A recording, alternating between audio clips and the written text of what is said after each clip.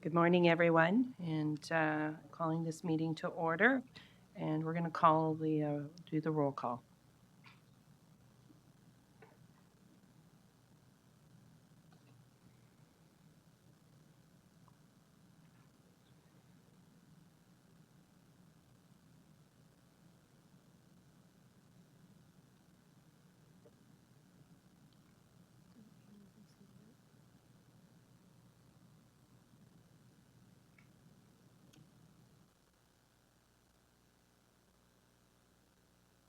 I don't know when the thing's going up here. I can stop it and start. There we go. And going to move along in the agenda. Is there any declarations of interest? It's just you and me, Adrian. The chair was here and I was feeling it. Then look- I thought it's telling you. Amber, thank you. Thank you ever so much. Chocolate bars or not? I'm going to move forward into adoption of the minutes from April 6th. Do I have a mover? Councillor Mayor Foster, second by Chair Henry. Any questions on the minutes of April 6th?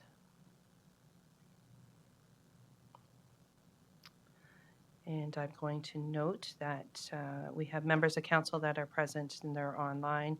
Our CAO is also online, along with the CAO of Lake Ridge Health, Cindy Davis.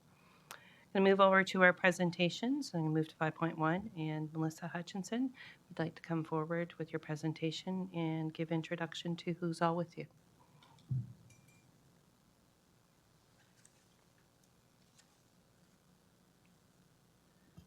Good morning.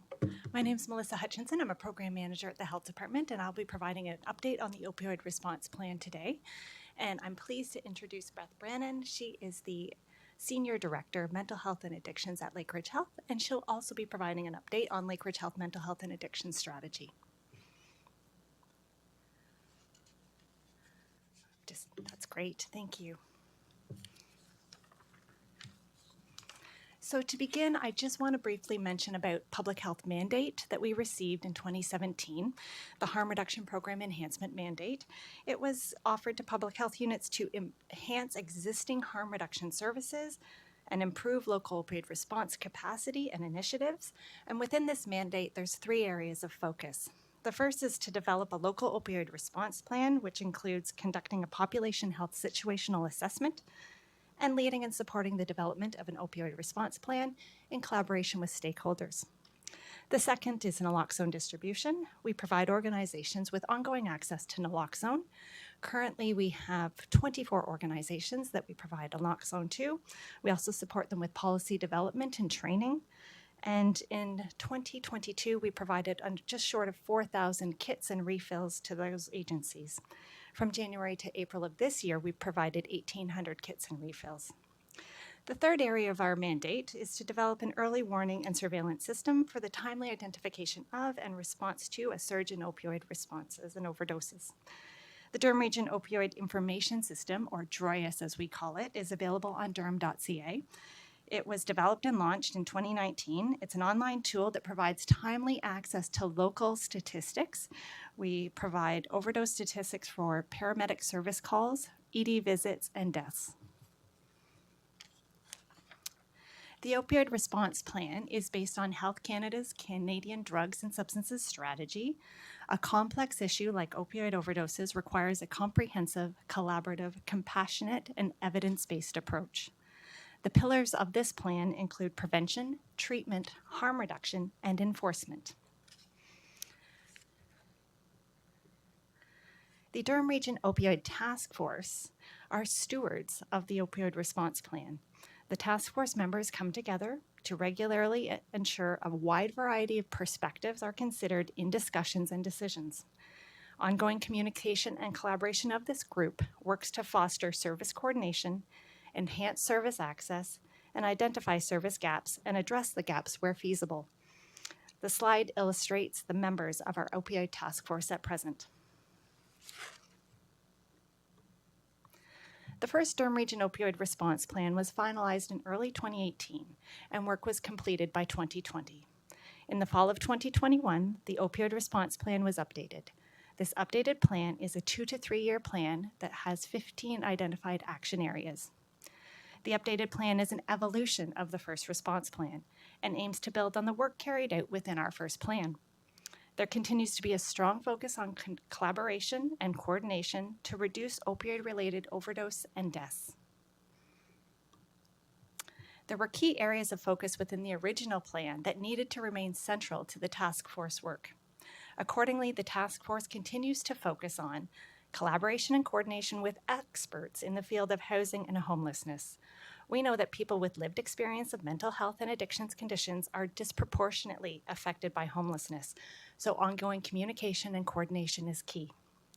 Prevention strategies for problematic substance use, coordination with partners to foster timely access to services for people who use substances and are seeking treatment or harm reduction services, coordination with partners to foster timely access to services, increase client awareness of available harm reduction and treatment services, expanding access to naloxone, employing evidence-based recommendations to enhance needle exchange services, raising awareness of how stigma acts as a barrier to accessing treatment, harm reduction, and support services, and working in collaboration with DRPS to address illicit drug production, supply, and distribution.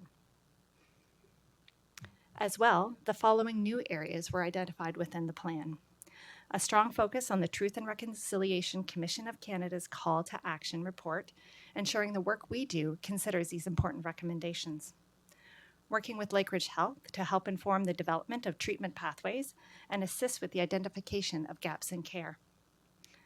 Identifying opportunities to leverage current services to include peer-based models to support harm reduction, outreach, and treatment services. Contributing to the maintenance of a healthy and safe community in downtown Oshawa, and collaborating with DRPS to identify opportunities for transitioning individuals from police services to community-based treatment and harm reduction services. The key focus of the Opioid Task Force is to leverage existing services and address gaps where feasible. In circumstances where it's not feasible to address those gaps, advocacy opportunities are explored. To ensure work is coordinated across many areas, we are actively involved with the Mental Health and Addictions Integrated Planning Committee and Emergency Care Working Group, the Central East Opioid Strategy Table, and the Community Safety and Wellbeing Plan. Another key highlight of the task force is to develop and launch the Report Drugs tool, which was completed. This allows anonymous reporting of qualitative data that can be used to inform Durham Region Health Department's drug alerts and the early warning system. As well, members conducted service mapping to identify potential gaps in services related to police calls for public disruption and non-criminal offenses. As a result of these discussions, DRPS, Social Services, and the Primary Care Outreach Program planned additional strategies and service connections for downtown Oshawa. Lastly, because stigma can act as a significant barrier to individuals seeking help, in 2022, the task force implemented a public awareness campaign between September and November. And this year, we'll be looking closely at how to help healthcare providers and other service providers with access to training. The task force continues to meet on a regular basis to assess the current situation related to opioid overdoses and continues to work at moving forward the plan. The next slide, I just want to discuss some activities that are aimed at helping our most vulnerable populations. This includes naloxone distribution to reduce opioid-related deaths, education on safer drug practices, along with access to supplies to reduce harm by preventing the transmission of AIDS, HIV, hepatitis C, and hepatitis B. Providing an access point for other addiction services, as well as healthcare and social services. One example of one of the primary services we provide for vulnerable populations is the Primary Care Outreach Program, or PCOP as we refer to it. It consists of an advanced care paramedic and a social worker working with community partners to deliver services to vulnerable populations. The services include medical assessments, triage and support, interventions, service navigation and referrals to addiction and mental health agencies and counseling for crisis, depression, substance abuse, attempted suicide, trauma, and other health concerns. The PCOP team travels to various priority neighborhoods providing these services. And an update on PCOP will actually be coming forward to the HSSC June meeting. Before I pass it over to Beth, I just want to briefly mention the Roadmap to Wellness, a plan to build Ontario's mental health and addiction system. On March 3rd, 2020, Ontario released the Provincial Mental Health and Addiction Strategy, Roadmap to Wellness. The plan includes a commitment of $3.8 billion over 10 years to expand existing programs and fill gaps in care, to enhance service capacity and improve access, quality, and service integration. The 4 pillars of this plan include improving quality and enhancing services, expanding existing services, implementing innovative solutions to gaps in care, and improving access. It is my pleasure now to pass it over to Beth Brennan, who will share the Lakeridge Health Services update.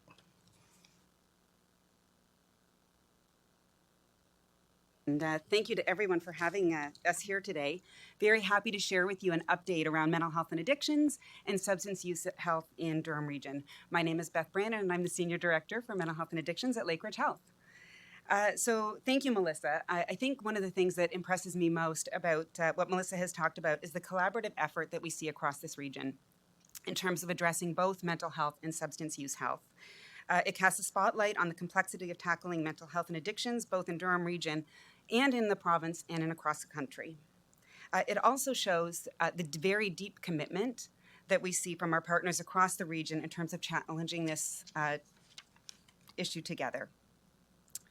At Lakeridge Health, we are pursuing and leading a robust strategy of healthcare integration across Durham Region. As part of the broad strategy for mental health system integration lies our commitment and focus around working together. Thank you. Lies our commitment to working together to supporting mental health and addictions and substance use across the region. This plan is developed. Oh goodness, I'm sorry, guys. Can I maybe have that back, Melissa? Thank you.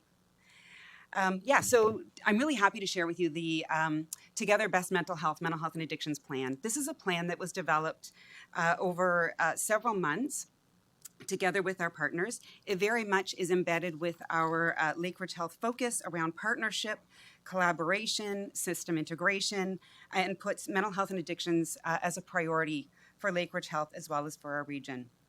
It's very focused on quality and evidence-based care and ensuring that our patients and our community and those who need us are getting the care that they need when they need it in an accessible way that's evidence-based. It's an integrated, collaborative, and coordinated mental health system is necessary to support the health of our region. So I'm going to just tell you a little bit about Lakeridge Health, who we are in the mental health and addiction space, to give you a bit of a view of who we are. So Lakeridge Health is among one of the largest systems of care for mental health and substance use care in Ontario.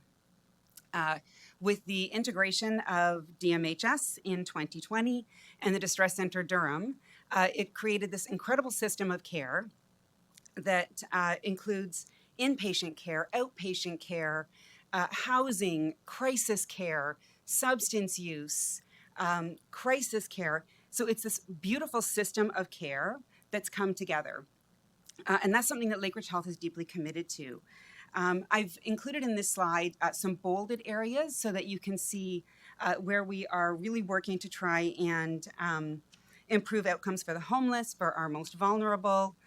You'll see in here as well many of our efforts to try and work with our community partners. Despite the breadth of services that you see here, we know we can't do this alone. Addressing mental health and substance use health across this region is not something that any one of us can do alone. It takes us all working together. So I'm going to share with you a bit more about the actual plan. The plan that you have a link to, Together Best Mental Health, you will see that it was developed in collaboration with a very large number of stakeholders. It was actually over 250 stakeholders contributed to the plan. That involved individuals who were service providers, agencies, people with lived experience, our community and university sector, primary care. Everyone came together to develop this plan. And I'm really proud of two things that have come from this plan. The first one is the work that we're doing within Lakeridge Health to try and advance the things that are within this plan. So there were very clear goals and objectives that were included in this plan, where our community said to us, here's what you need to do, Lake Ridge Health. The thing that I'm most excited about, though, is that when we brought back together the steering team who developed this plan, we call it our Integrated Planning Committee, and Melissa just referenced that, we brought them back together and said, thank you very much. We've received your recommendations. We hear what they have to say. And we think that this is work that none of us can do alone. So we would like to bring back to this planning committee an opportunity to come together and advance all of these recommendations together. And the entire planning committee said, yes, absolutely, we're in. And that was an exciting time because together that means that the full region is working together. Our health system providers, our community providers, mental health providers, police, our university sector, our partners here at the region, our paramedicine, everyone is working together to say we have the same common goal, and that's to improve mental health and addictions across the region. So I'm really excited about that. We've continued to meet and are working together on two key priorities right off the top. One is around access, and the other is around improving the emergency mental health care experience across the region. You will see within the plan that there are 5 key strategic directions. Within each direction is a set of goals that support a well-integrated system of mental health and substance use care for Durham Region. Underneath some of those goals are some really exciting strategic directions. There are some really exciting goals. So one of them is around ensuring inclusion. We want to make sure that anyone who is accessing mental health and substance use care in this region feels welcome in doing that. That we together are trying to reduce the stigma associated with mental health, with substance use, and that we're working together to make sure that it's easy for somebody to say, I need help. I would like to try and change how I'm living my life, the things that are happening within me, and trying to create somewhere that feels safe in doing that. You'll also see a key direction around better access and navigation, and that's around really trying to create one door, one way, one simple way for someone who has been brave enough to say, I need help, to say, we've got you, and we're going to bring you into a system of care where it's for us to navigate this complex system, not an individual person. And then we also have outcomes for our most vulnerable, which we're talking about today, and really working together with our primary care partners as well as understanding what our outcomes truly look like, both at an individual level, at a service provider level, at a regional level, and ensuring that the work that we're doing is designed with a very, very strong evidence base.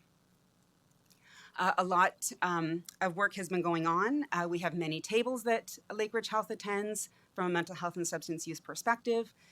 We have been very actively engaging people with lived experience in all of our improvement efforts. We are in year 1 of implementation of our plan, and we have people with lived experience at every single one of our tables in all of our planning initiatives, as well as in our Integrated Planning Committee. We actually just did a soft launch of Central Connect, which is a one single point of access for everything at Lake Ridge Health. Right now we're working through what that looks like and the challenges that may be associated with bringing together a really large system of care and making sure that it's easy for those who need us. We have continued to do outreach into our community. We work with our schools in terms of addictions and sending outreach staff directly into our schools to help folks to learn about addictions and mental health as well. Some of the progress that we're making, I just wanted to highlight this for you here, around decreasing opioid poisonings related visits in our emergency department. We really want to make sure that as much as possible, we're bringing care and access to where people are and reducing that reliance on the emergency room as that first point of contact. So I'm really excited.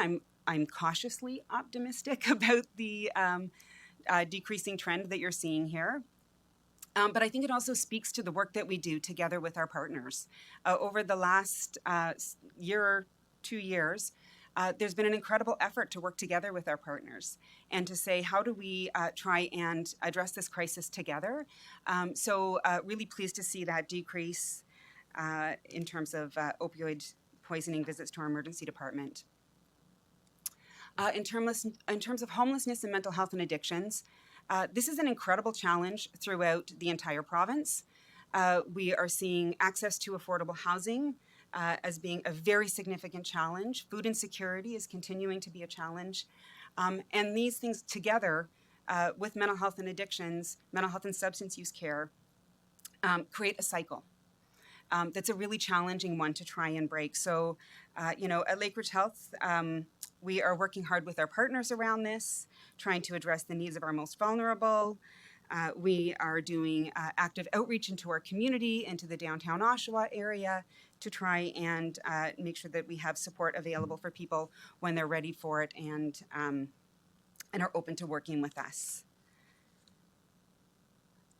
I'm going to hand back over to Melissa, but I just want to acknowledge that as we work together to try and create a system of care, we know it's not going to be perfect. We know that we have to consider dignity and choice, rights under the Mental Health Act, challenges with confidentiality and sharing, but we have a deep commitment to working together with our partners, to doing so with compassion and kindness for those who need us, and trying to work together to achieve best mental health. So I'm going to hand back over to Melissa, and then we can take some questions. Thank you, Beth. So in closing, we'd just like to offer 2 recommendations from the Health Department. That Regional Council advocates for boards of health, including regional municipalities, to sit on Central and Regional Ontario Health MHA tables as key partners in forming the delivery of MHA services. And secondly, that Regional Council endorses AMO's submission to the Ministry of Health dated August 2022. Once again, thank you for the opportunity to be here today, and we'd be happy to take questions. Thank you very much. I'm going to call upon Mayor Carter, who's online.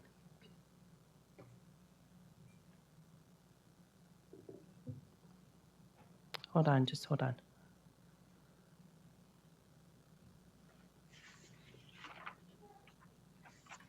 Okay, Mayor Carter. Good morning. Good morning. How are you this morning? We are well. You have questions Good. for the delegates. Yeah. Thank you very much, Madam Chair. Good morning, ladies. I hope you're having a glorious day so far. I'm going to pick up on Beth's last comment about legislative restrictions in regards to sharing of information. Is that not a major hurdle in regards to really getting what you've outlined in your presentation? Both you and Melissa have presented this morning of all these agencies that are working together. Is that an obstacle that is a legislative change that's necessary if we're going to really get serious about making sure that the continuum of care and that the full circle of care is addressed? Yeah. Hi, good morning.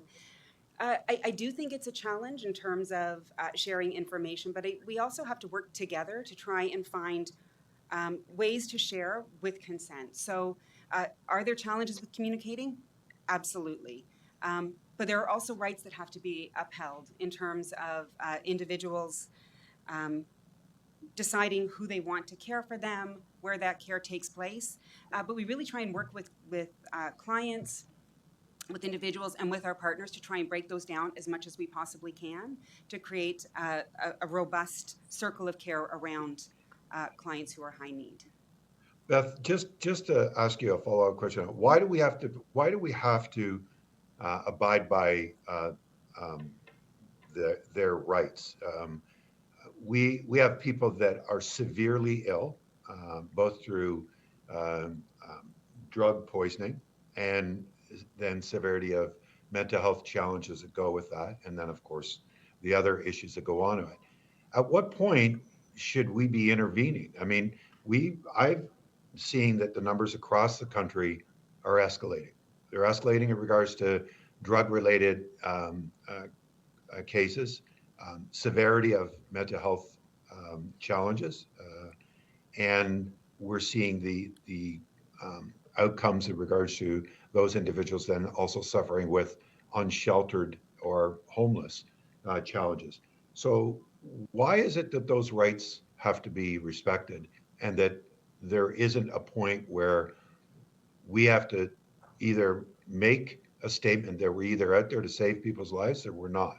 So why do we have to respect their rights? I'm trying to understand that. Yeah. I think it's a balance. I think there's a balance in our approaches. We have legislation that guides us, as do all of our partners. We have a Mental Yeah. Health Act, a Healthcare Consent Act. So there are absolutely things that are legislative and written into law that we have to follow, that we need to abide by. But does that need to change, Beth? Does legislation have to change because we are in a health crisis at this time? Because with those rights, many people are dying because of the reason of those rights. Does the legislation have to change? Is that part of what you need out of elected officials like myself to be advocating or discussing or lobbying in regards to having that conversation? I don't know that it has to change, that it's a statement of having to change.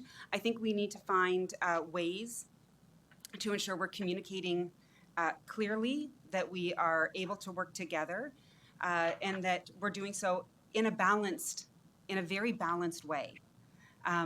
So I don't know that I would say there absolutely has to be a change. I think there are challenges with the way that we can communicate, and I think that becomes even more so when we talk about cross-sector care, when we look at the number of different individuals who are there to try and support somebody who has complex mental health or addictions needs. So I think there are challenges. I think we have to work together to try and create an environment where people can feel that their rights are being respected in a balanced way together with their safety and care needs. That's fair. I just wanted to put it out there because you're probably aware that the Globe and Mail has had some stories in regards to some of the steps that Alberta's looking at of taking very aggressive, different approaches in regards to getting people into care because of the reason that they can't make proper healthcare decisions for themselves. And I'm reminded of a story of a person that I know that had a young teenage daughter that had challenged with her dietary issues and had to watch her 16-year-old daughter, because she could make her own medical decisions, basically starve herself to death. And it's a horrible thing for a parent to have to watch and then try and get interventions through the court system. So anyways, that's for another day. What is the average wait in the emergency rooms right now for overdose calls? I actually don't have that data in front of me. Okay. All right. Okay. Do you know, out of all the overdose calls that are called or mental health calls that are brought to the emergency wards in Ajax or in Oshawa, how many of those individuals are find a way of being secured with an in-bed process? Do you know that number? I would say I don't have the number directly in front of me, but I would say it's a fairly low number for individuals who come to the emergency department who require an admission for that care. We do our very best to try and create supports in the community for individuals, whether that's access to community mental health care, whether it's crisis bed support, whether it's housing support, whether it's withdrawal management. We really try our very best to try and keep folks in the community as opposed to having them come in through a hospital system. Has the overdose calls gone down? I can speak to the paramedic calls. Yes, they have. We had a significant spike in 2021, and that's not unlike the rest of the province. And then in 2022, we have had a significant decline in ED visits and paramedic calls and overdose deaths. Again, as Beth said, we're cautiously optimistic. There's still much work to do, but the numbers are trending downward for sure. I've got a record number through our fire department for last month of 36 overdoses in our city. So at that trend, we will be somewhere in the neighborhood of close to 500 overdoses, which will be a record high for the city of Oshawa. So I'm trying to understand where the numbers are decreasing or where they're increasing? I can just respond to that if that's okay. So the calls that I'm talking about are the paramedic calls specifically. I don't have access to fire service calls. So we monitor paramedic calls and they're coded specific to a suspected opioid overdose. And that's the data we're using. But Melissa, aren't the paramedics part of that overdose call? I mean, I know that when we have an overdose call in Oshawa, there's 4 firefighters in 1 truck, there's 1 police car, there's a EMS vehicle with two paramedics, usually a security and a bylaw officer.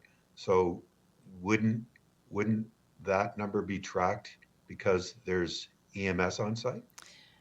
I would imagine that when you're calling 911, you're getting paramedic and fire. I just can't speak to fire's numbers that you shared. I can't validate those. I can't comment how they're different or the same as paramedic because it's paramedic data that we use, specifically So coded maybe for an what we overdose. Right. So maybe what we could do is help by providing those numbers to you on a monthly basis.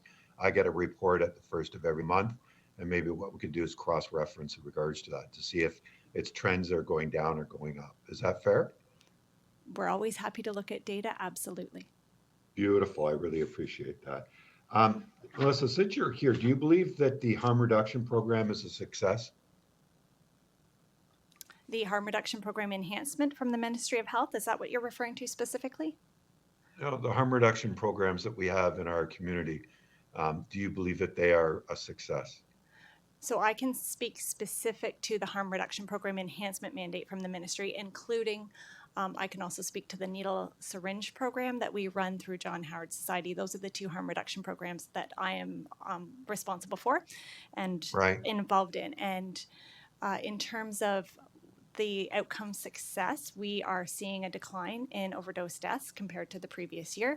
We are seeing a decline in ED visits. We are seeing a decline in paramedic calls, and we have very low levels of HIV transmission. So from that perspective, yes, they are a success. So the distribution of the harm reduction kits that continue to rise, that's not taken into the equation. That the overall issue is that we have a very serious health issue that we're facing. We're measuring it based upon the 4 outcomes that you spoke of. Is that what I understand? So opioid overdoses and the severity of that crisis isn't just about harm reduction. And so, of course, Right. through the Canadian Drug Strategy, it's about all 4 pillars. And that's how we would measure Right. success on the opioid strategy, and Right. specifically only to harm reduction and the Yeah. work of public health. It would be looking at the harm reduction program enhancement and those measurements that are associated from the ministry and the needle exchange program, yes. And we also take into account our needle return rates, which continue to be 80%, which is above the provincial average. Okay. But again, as we're not really addressing the issue, right? We're what I understand, and I'm just trying to understand your response. So the distribution of harm reduction kits have increased.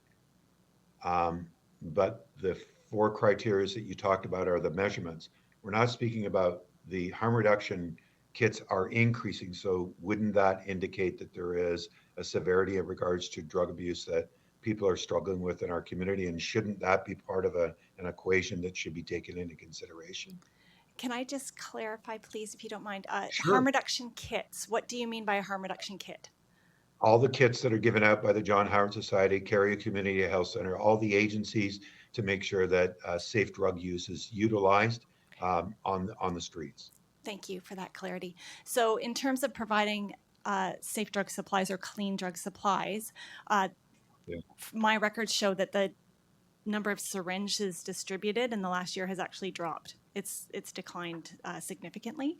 The number of naloxone kits, which is also a harm reduction strategy, has increased. And the goal really is to get as many kits out in the hands of people who use drugs or who know someone who uses drugs to prevent an opioid-related death. So is the naloxone kits directly a medical recommendation that this is the best way to deal with an individual that had a major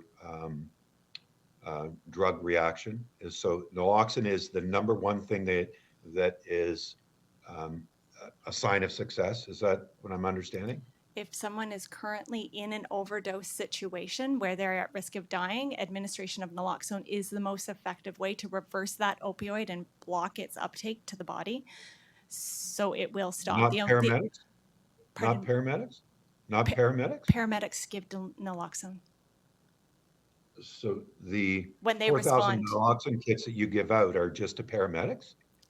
No, we give naloxone. There's nasal and there's injectable, and we Yeah. give naloxone to community agencies as per our mandate Right. through the Ministry of Health.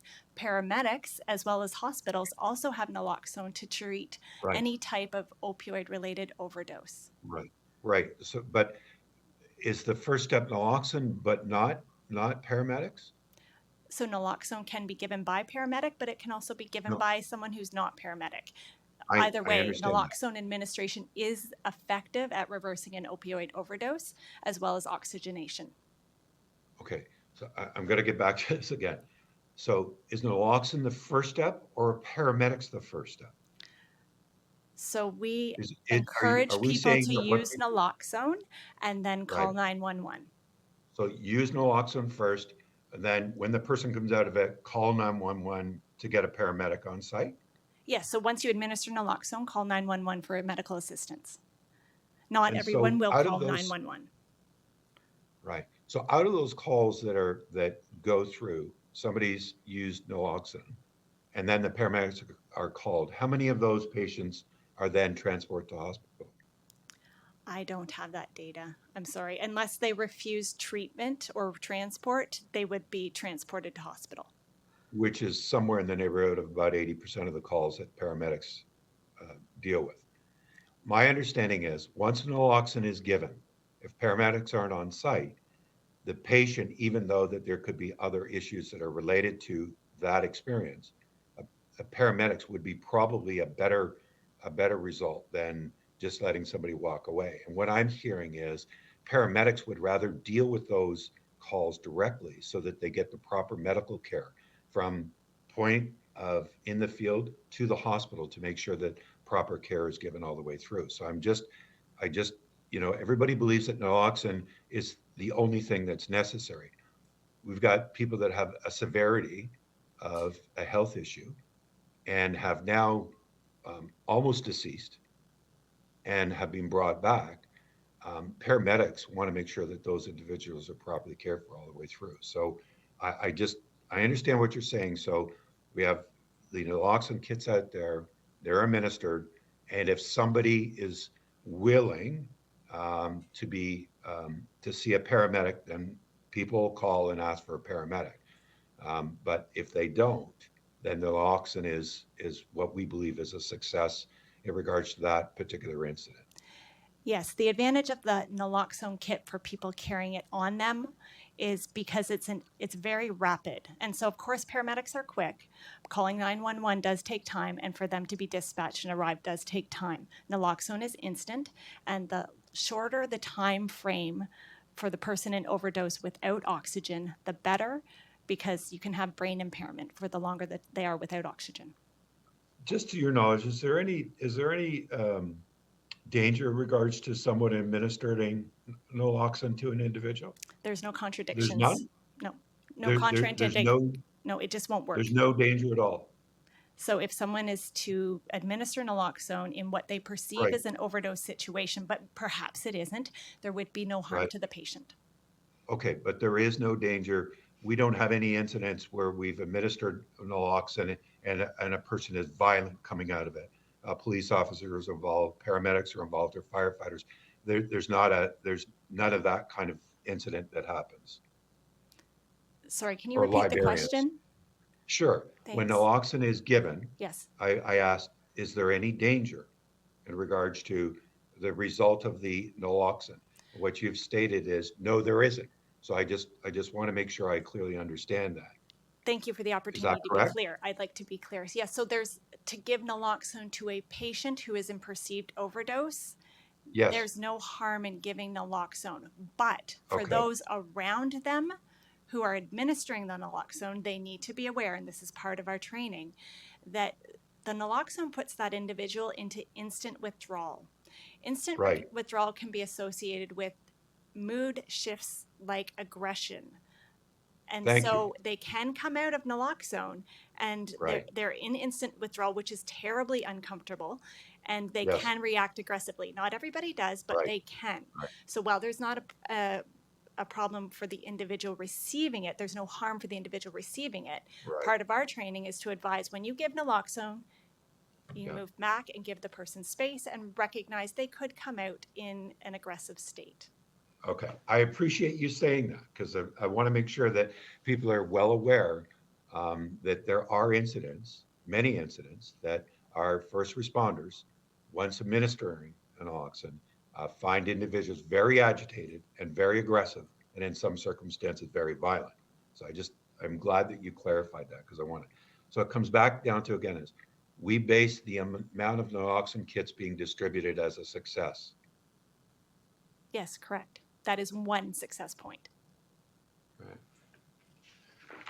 I appreciate the report, and I appreciate Madam Chair asking all the questions. My question, I guess, is to just wrap this all up is, so the work that's gone into all of this here, is this a strategy now that is best practices that is implemented as we speak right now? Is everything in this report that you've presented today in regards to the coordination of all these agencies, that Lakeridge is working with Ontario Shores and the John Howard Society, we're sharing information, all that kind of stuff. Is that actually in place right now, or is this just a working document at this stage?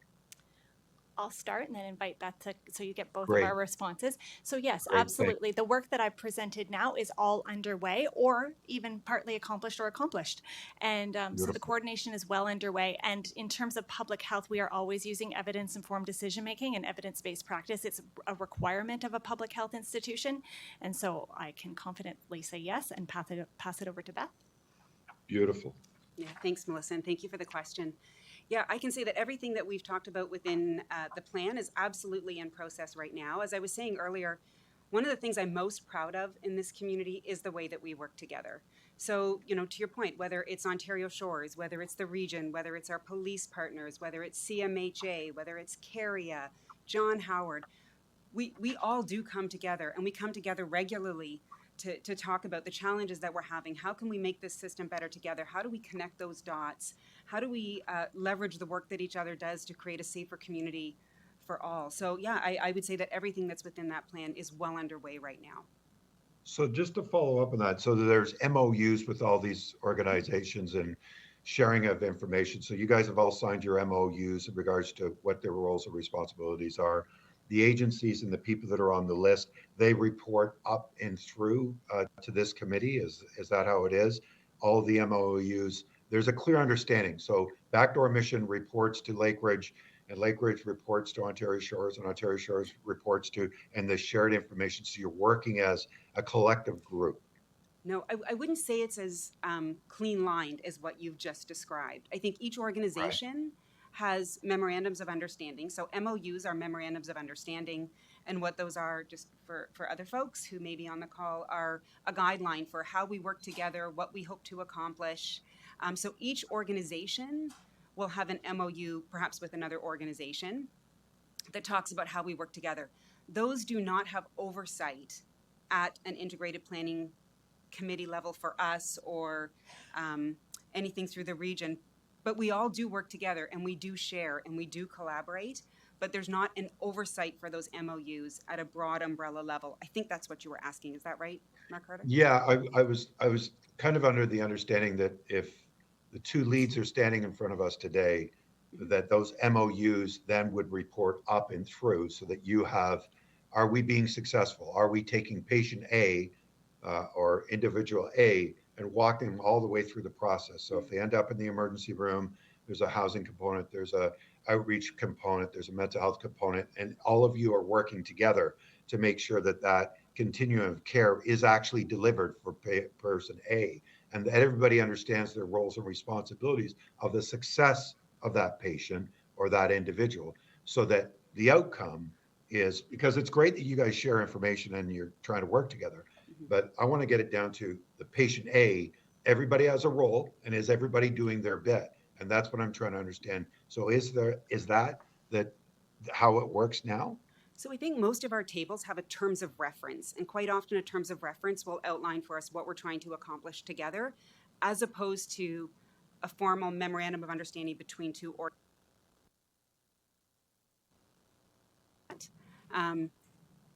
So each table would have their own terms of reference or their own agreement on what it is we're trying to accomplish together as a table.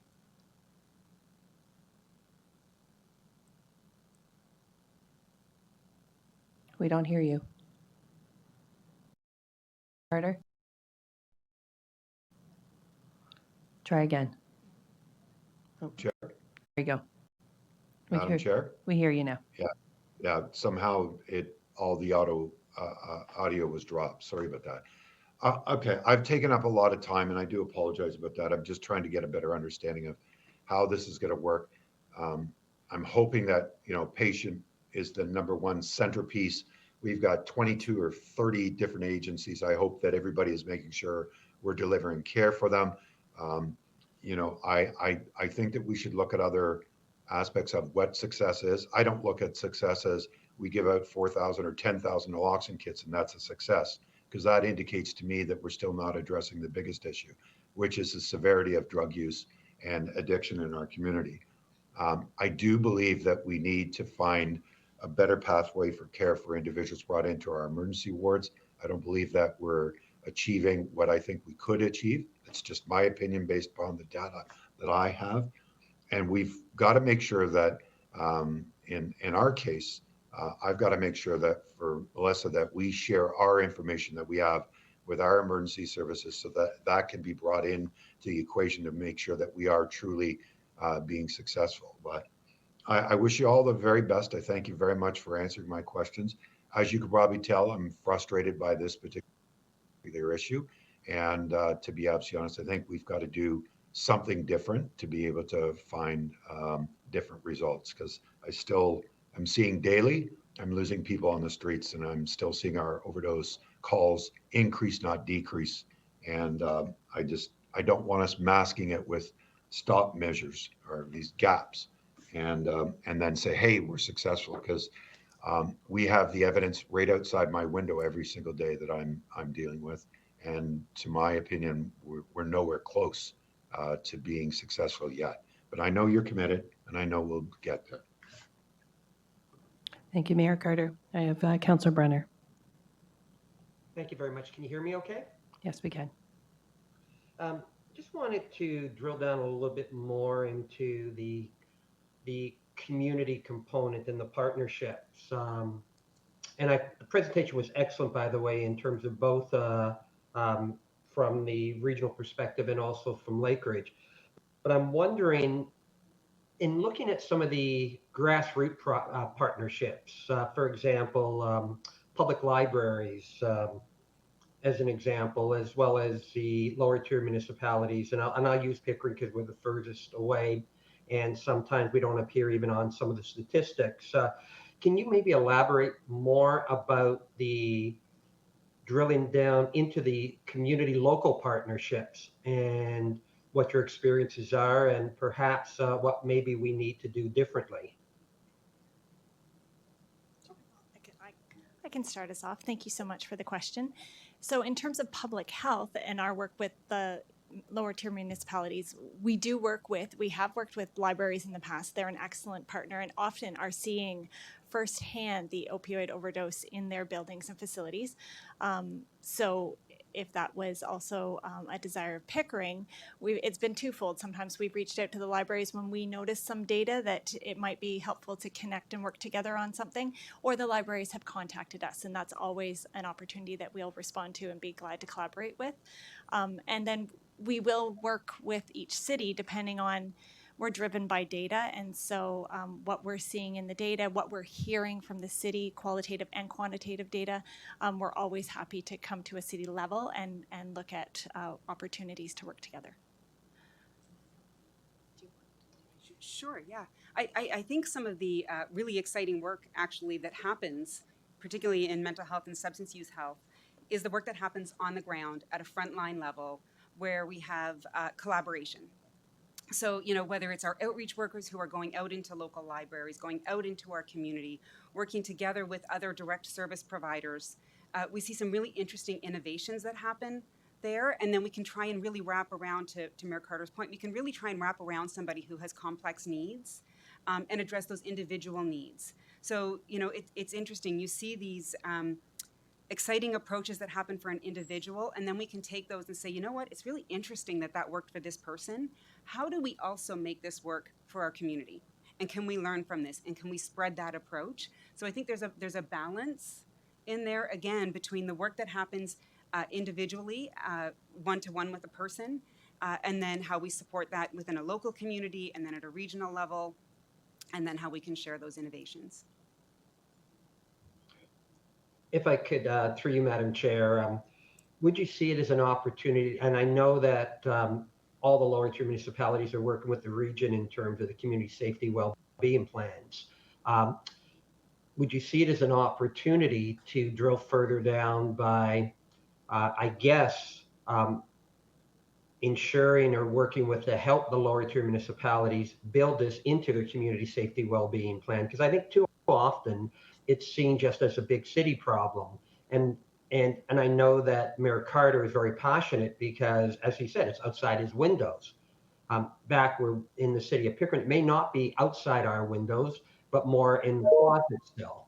And for that reason, perhaps looking at building things into the community safety well-being plans of the lower tier municipalities is a way to try and better provide and build on the relationships that are already have already been started without formalizing MOUs.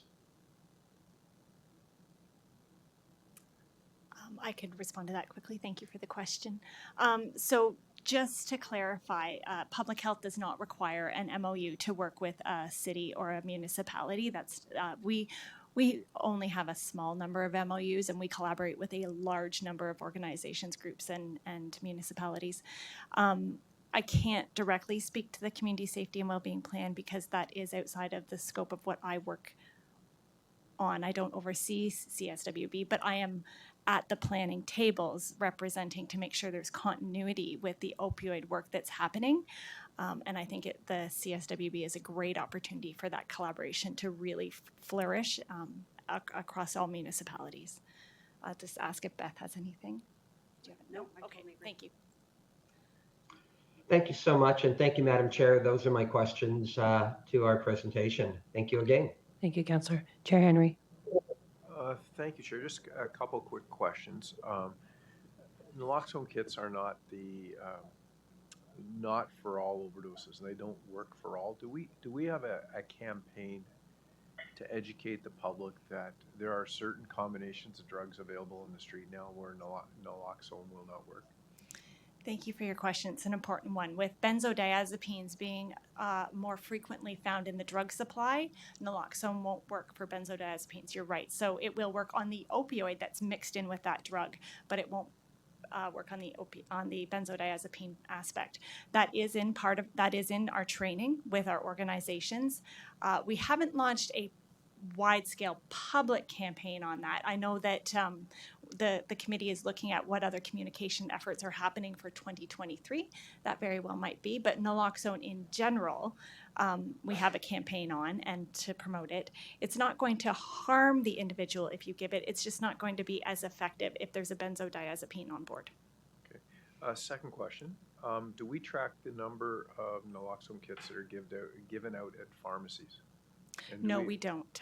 So the pharmacy distribution through the Ontario Naloxone program is a direct report up to the Ontario Ministry of Health, not to public health units. That data is publicly available through the Ministry of Health, but we don't ask for it. We don't have a right to collect that.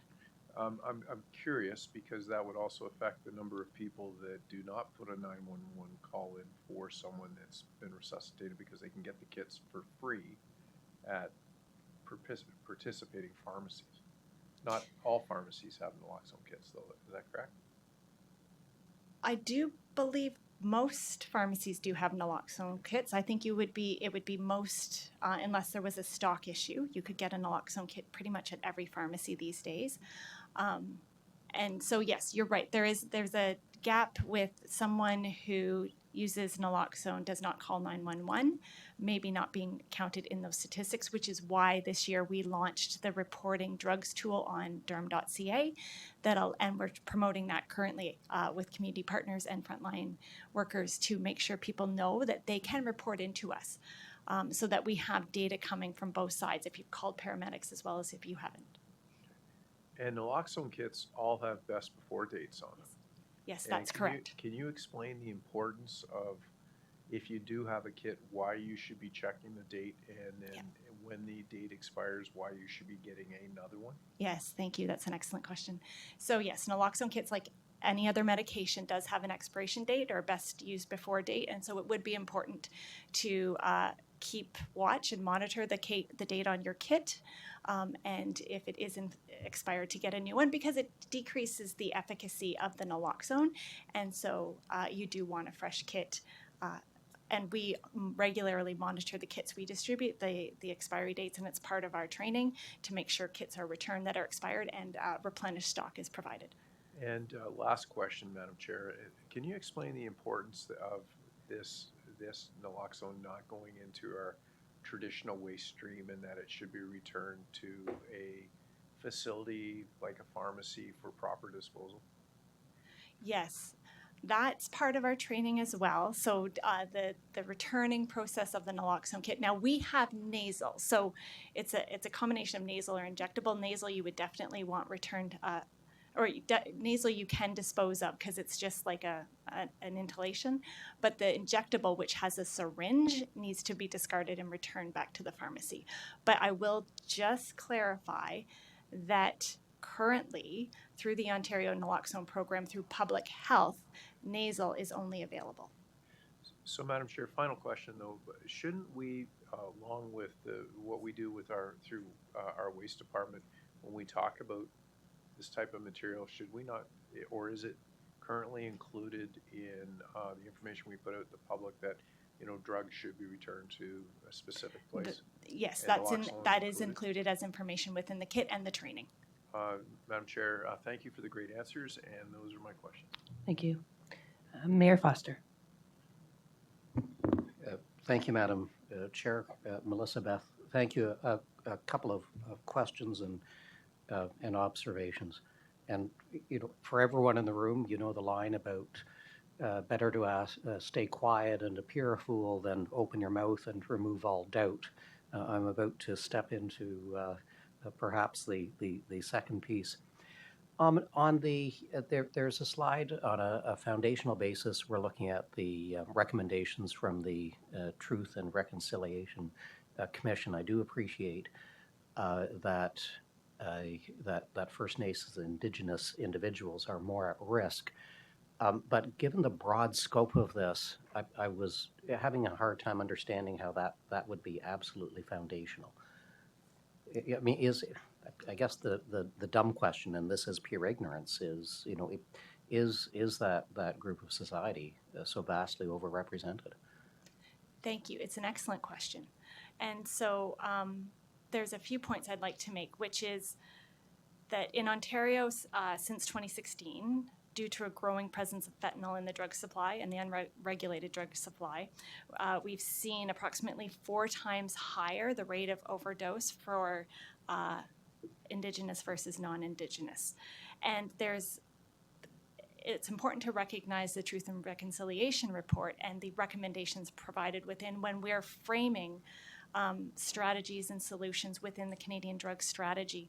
And so we are fortunate to have 2 members on our task force who represent Indigenous, self-identify as Indigenous, and represent the Mississaugas of Scugog First Island First Nations.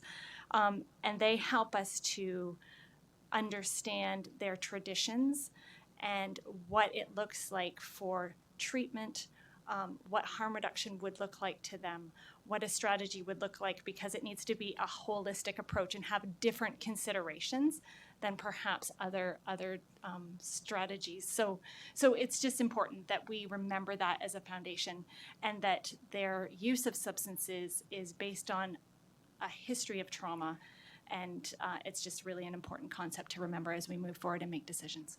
So I'm not surprised, saddened, and I think your last point that there are a variety of traumas that impact. So if we look at the history there, and perhaps some of the paths that non-Indigenous take, very similar paths. Yeah, so an observation. We're here to hopefully at a high level deal with policy, as opposed to getting into the nitty gritty. There have been a number of questions focused on data, the data that you are getting, and I'm thrilled you have mentioned a couple of times that this is driven by data. Thank you, and by the way, thank you for trend line charts. A bunch of people just rolled their eyes, but that's okay. Can you perhaps engage the local municipalities? Mayor Carter, who is living this on a daily basis, is seeing something different from what is being presented, and it could be that there's more concentration in Oshawa. Those heat maps certainly show Oshawa Ajax, but not restricted there. I wonder if we can have some dialogue on what data would be helpful to this committee and to council, as well as the local councils. I wonder if reports could come, perhaps, and I would encourage you to talk to the lower tier municipalities, a template for reports, or if you can provide the data to help drive the local municipalities to perhaps take mitigating steps. Is that, can we have that discussion and dialogue? Absolutely. Absolutely. I've had in the past, when I've presented here, I've taken it forward. I've presented at City Pickering, I've presented at Ajax, Town of Ajax, and City of Oshawa. And I'm also part of a Downtown Oshawa manager and senior leadership table. Happy to share data and discuss what that means at the local. Well, I wonder if beyond sharing data, it's maybe customized data that is so it's consistent across municipalities, but useful. I know our library, there's a growing concern where libraries are being used as injection sites. Moving forward, and again, evidence-based, I heard a bunch of times, which really made me happy. Will we be getting reports on how the work that you are doing is changing, based on evidence? So this is a complicated issue. The same with all of this homelessness. It's all integrated. I use the phrase a lot. It feels like a dog's breakfast. And the reason for that is it is so complex. I heard a line the other day. We don't need a silver bullet. We need silver buckshot on that. But will we get a sense of things that you've tried that aren't working, and how resources are being reallocated to things that are working? So we have a lot of reporting mechanisms in place. So I'll just start there. On an annual basis, we report to the Ministry of Health on our activities and our outcomes and our accomplishments and the impact that it's having. We're constantly watching population level surveillance data to help inform the impact. And of course, part of our work as well is looking at getting data from the people we're working with. We have evaluations that we're doing with frontline workers, and we'll do a constant situational assessment of what are they seeing, what are the gaps in service, and that's part of the task force work. And then what are the strategies that should be put in place to help address this. We, in 2019, put out a status report on the opioid response plan. That's a public document to show the work that we had done so far. I have another one that's going to be released in June, as well as an updated heat map that you had mentioned. So, but we are always happy to take, if there's something missing in a report that we're producing, or if you'd like some access to data directly, always happy to give that. Well, I'm gonna have to chew on that one. Thank you for the answer. Thank you. Madam Chair, thank you. Thank you, Mayor Foster. Chair Henry. Madam Chair, I see that that's exhausted the list of speakers. This has been an excellent presentation. In order to get to council, it would need direction from this committee. If you would accept, A motion, if you're in a direction. I'm in that this agreement that this should be brought to council. then maybe if I'm getting a nod, so I would give you a motion that this presentation should go, now not the next committee meeting because that's very busy, but if this could come to council in our June cycle, for all of council to see and hear, I think it would be important. And Mayor Foster is in the room, he'll second that, so. Yeah, I appreciate that. And I'm assuming that there's no objection from other members of the committee, but look forward to this coming forward again in the larger audience with all the regional council members in attendance as well. That's Well, great. Madam Thank you Chair, very I think much. it's important from committee. I'd like to call for a recorded vote. Yep. So we're calling for a recorded vote by Chair Henry.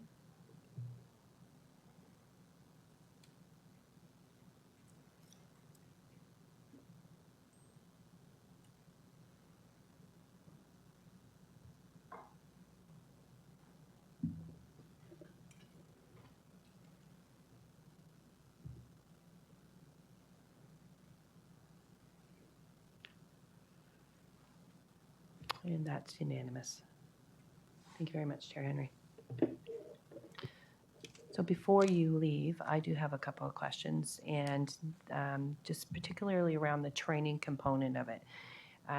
With the 24 agencies that are receiving the kits, within those agencies or within those organizations, how many of them are downtown businesses that are a part of this that are receiving? So the Ministry of Health has a very strict mandate for public health as to who eligible organizations are that can receive naloxone from public health. Anyone can get it from a pharmacy. Anybody can purchase it from the supplier directly. But in terms of accessing it free from public health, businesses are not included. So we would generally provide to shelters, to outreach services, to community-based services, health and social services that are primarily doing outreach or working primarily with people who are at greatest risk for opioid overdoses. We are not mandated or eligible to give it to businesses, private businesses, but there are other ways. So what about our libraries? If libraries have an outreach component to them, we are able to give it to them through that means, and we provide training. It's a train-the-trainer approach, and then they distribute it directly. So while the distribution is not allowed to go to businesses, is training allowed to be brought to businesses? Not through public health, but there is lots of training for naloxone. We are always happy to give that information. There's online training, there's first aid training that includes naloxone now. So lots of opportunities out there in the community, and we're always happy to refer people to that. It's interesting, just this past week, I meet regularly with our BIA and brought up this discussion, and they had no clue what naloxone was. So I think it's a conversation of education that needs to be had. I know my own daughter, who's 19, going to university, that's part of the kit that they ended up getting as university students. So they are talking about it, and I think if there's a way and means where we are having the red map taking place within our community, if we can educate as much as possible to those around so that they know, one, what naloxone is. And while it's not the same, but it's similar, I see the naloxone kit, to put it in the context for understanding, it's like an EpiPen, except for an EpiPen is a prescription that is given to an individual with an allergy. But the reaction is immediate, and I think we need to recognize that that importance of having that instant care potentially can save a life. Absolutely. Thank you. Yeah. So I do not have any speakers. I'd like to thank the two of you for being present this morning, and we will move on to our next presenter, and we look forward to you presenting in June again.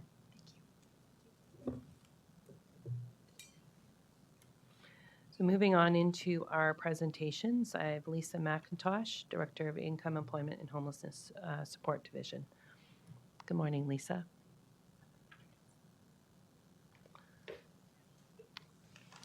Go ahead.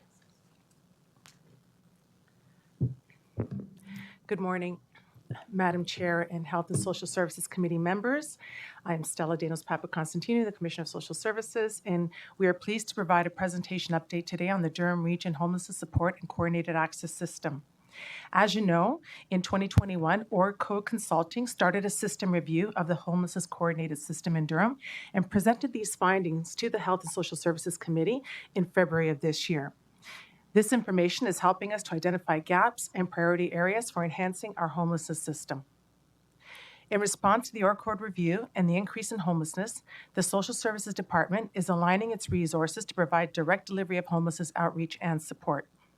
And this includes enhanced oversight and expansion of PCOP in partnership with our our paramedic services colleagues, the new mental health outreach program, and a transitional community support outreach team.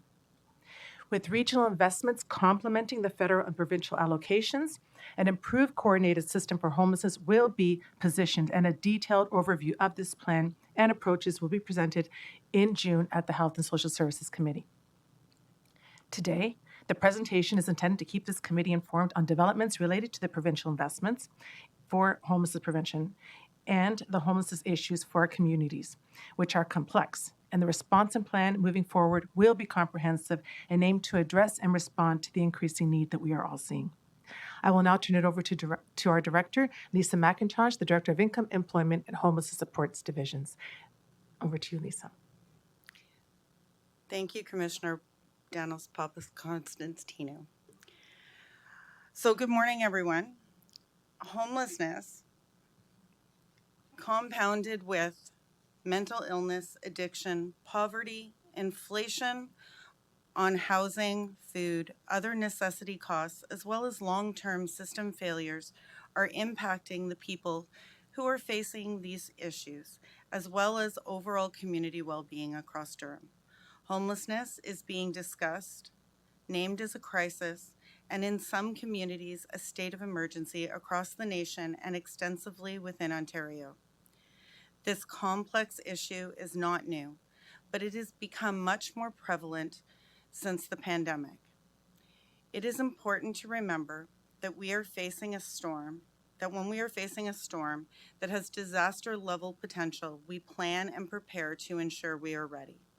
In Durham, we are appreciative of the support provided by Regional Council and the new provincial funds announced for 2023.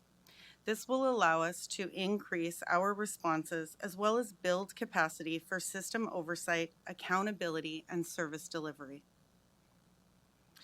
We understand the need to have plans that increase capacity in the system to align with org codes consulting recommendations in the report referenced by our Commissioner, and to meet the increasing needs within our communities, like our winter warming programs that have been occurring over past months. Since January, we have seen winter warming needs that far exceed past years.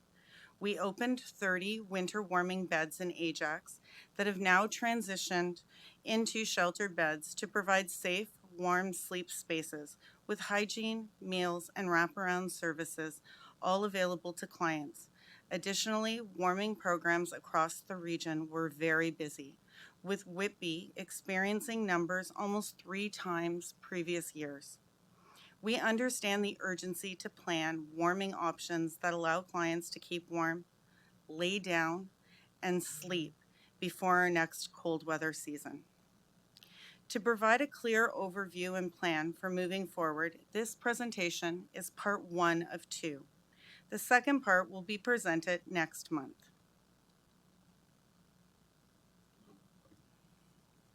This slide shows some of the key data from 2022 that we as service manager will use to support decision making and priority projects beginning this year and moving forward.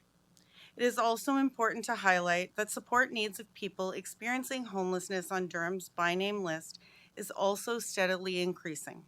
Our by name list uses Acuity to help identify what a person's support needs are to achieve housing stability. Acuity refers to a person's vulnerability and their levels of support needed to help them end their homelessness. A person's acuity level helps service providers determine areas where people may be more vulnerable and need further supports to obtain and sustain housing. In 2021 to 2022, there has been a 53% increase on the by name list for people who have high acuity. an 18% increase for those who have very high acuity, and a 55% decrease in those who have low acuity. People with high to very high acuity made up 60% of our overall by name list at the end of 2022. This highlights how most people experiencing chronic homelessness for more than 6 months have increasing needs outside the scope of housing and homelessness supports. It speaks to the needs of us to work with our health and human services partners in our communities by planning and service delivery options that bring us together to ensure that supportive options for shelter and housing are available in our communities.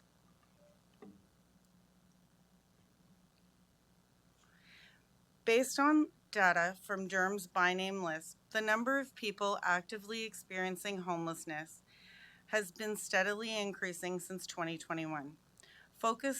Forecasting using current data trends highlights that Durham is not able to achieve progress on reducing homelessness unless changes are made to the support system. The average number of newly identified households experiencing homelessness in 2022 was 42 households. That means that there were at least 42 households becoming homeless every month in the region of Durham. In comparison, the average monthly number of move-ins in 2022 was 18 households. It is imperative that we improve our support system to stop more people from becoming homeless every month through homelessness prevention and increasing available housing that includes appropriate supports to accelerate our monthly outflow.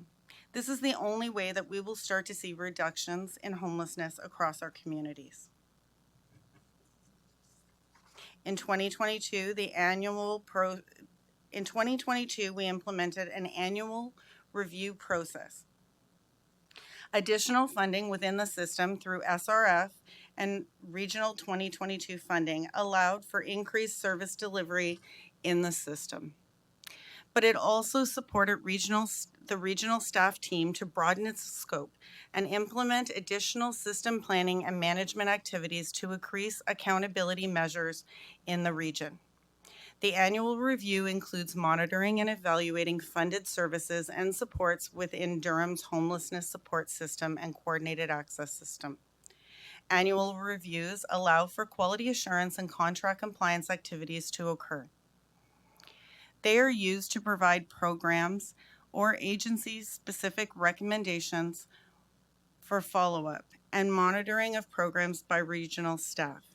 Information from the reviews is also used to provide broader recommendations for each sector within the system. This is done by grouping and theming the data that's collected and then developing continuous improvement plans that speak to those trends. The annual review in 2022 identified 7 system-wide recommendations. Providing new training within the system. This includes standardized training for frontline staff, such as mental health first aid and crisis prevention. System developments have also allowed for us building in supports, such as trainings that are being offered at local libraries through our MHOP and Family Services Division, and building the capacity of staff across the system out in community agencies to be able to serve the most vulnerable as effectively as possible. Reviewing frontline staff wages was a second recommendation across the system to clearly identify wage gaps and support advocacy and make requests to support workforce needs within this sector. We've seen it in other sectors throughout the pandemic and over the past few years from a provincial level. The homelessness sector has not seen wage supports. Facilitating cross-agency job shadowing to build better collaboration, idea sharing, and relationships across agencies to really secure a continuum of support and care for clients in need.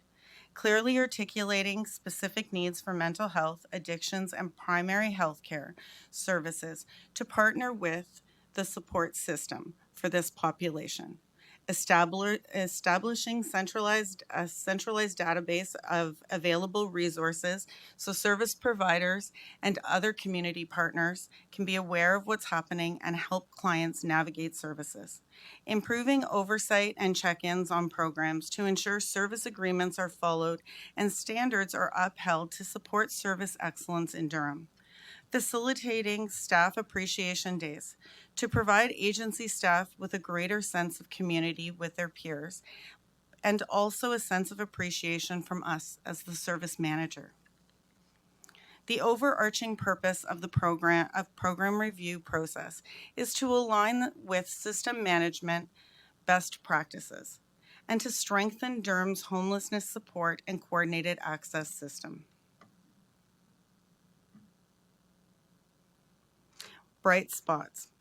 Durham's system continues to demonstrate strong and consistent housing move-ins despite significant pressures in rental market. Durham has also been recognized for maintaining a low return from housing rate. This demonstrates that retention practices across our system are successful. Of the 218 people housed through the by name list in 2022, 30 returned from housing. And of those, 8 people were quickly rehoused. The Homelessness Initiatives team has been small, and it has aligned with the resources that existed. It provided oversight and system management to meet minimum requirements. The team is now being expanded to increase oversight for quality assurance and contract compliance, as well as bolster system planning capacity. In addition, regional staff are now engaging in direct delivery of homelessness supports programming to provide enhanced leadership within the homelessness sector and coordinated access system. The region's direct delivery teams also expanded in 2022 due to increased funding. The transitional support team works directly with chronically homeless people from the by name list to provide assertive case management to support clients to move from homelessness to housing. In 2022, this team supported 33 clients who were experiencing chronic homelessness to achieve housing stability. They also continued to support them to maintain that housing and transition them to other case management activities once it was appropriate. The primary care outreach program has grown to 2 teams comprised of advanced care paramedic and social workers, providing social and primary care to people experiencing homelessness or at risk of homelessness. The program hours have also been expanded to 7 days per week, with service options running from 8 a.m. to 6 p.m., with the flexibility to adjust times to meet service needs between the hours of 7 a.m. and 8 p.m. if required. The Mental Health Outreach Program, or MHOP, now has a full team consisting of 2 social workers or psychotherapists who provide outreach, clinical counseling, and psychotherapy services to vulnerable populations in Durham Region, including those who are living unsheltered and underhoused and who may have mental health and addictions challenges. It is important that we remember that we need to highlight the bright spots throughout our system that we're having each day. The staff that work within the sector can be exhausted and burnout can be high. So we're well aware of the big picture issues that face the sector and the number of life-threatening, if not loss of life, that occurs within the system. So continuing to highlight and see the bright spots and the data that shows that there is movement forward is a necessity within the sector.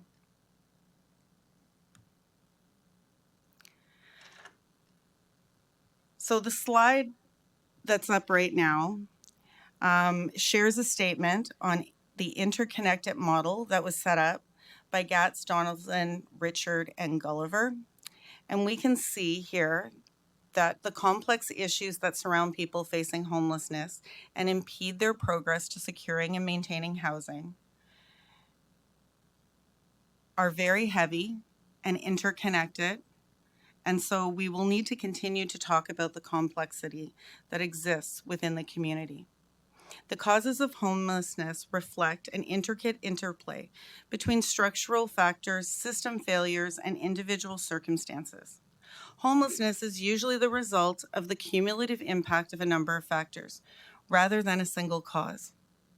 When we reduce the conversation to a homelessness issue, we negate the failures of other systems and the requirement to coordinate a response. We need to really dig in to find solutions to wrap around and support people facing complex issues in a holistic way to support their individual success. Structural factors such as economic and societal issues are always existent and part of an ever-changing world. Shifts in both the economy and nationally can occur nationally or locally and can create challenges for people to earn an adequate income, pay for food or housing. Homelessness and poverty are intimately linked. People living in poverty are frequently unable to pay for necessities such as housing, food, childcare, health, and education. Poverty can mean a person is one illness, one accident, or one paycheck away from living on the streets. A critical shortage of housing that is affordable, safe, and stable directly contributes to homelessness. The millions of Canadians and individuals living in core need, so paying more than 50% of their income on housing, are at serious risk of homelessness, as are families and individuals spending more than 30% of their income on housing. Arguably, the most impactful factor is the lack of affordable housing. System failures occur when systems of care and support fail, requiring vulnerable people to turn to the homelessness sector, when other mainstream services could have prevented this need. Examples of system failure include difficult transitions from the child welfare system, inadequate discharge planning for people leaving hospitals, corrections, and mental health and addiction facilities, and the lack of support for immigrants and refugees. Individual and relational factors apply to the personal circumstances of a person experiencing homelessness and may include traumatic events such as house fires and job loss, personal crises such as family breakup or domestic violence, mental health and addiction challenges including brain injury, fetal alcohol syndrome, or psychosis, which can all become a cause or a consequence that leads to homelessness.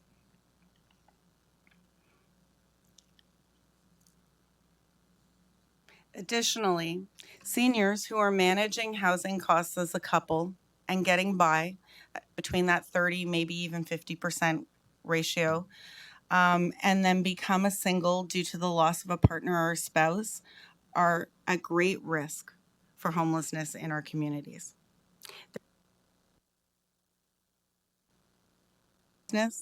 Family violence is estimated to affect 237 victims per 100,000 people, as stated by Statistics Canada in 2016. But we know that incidents of domestic violence have significantly increased during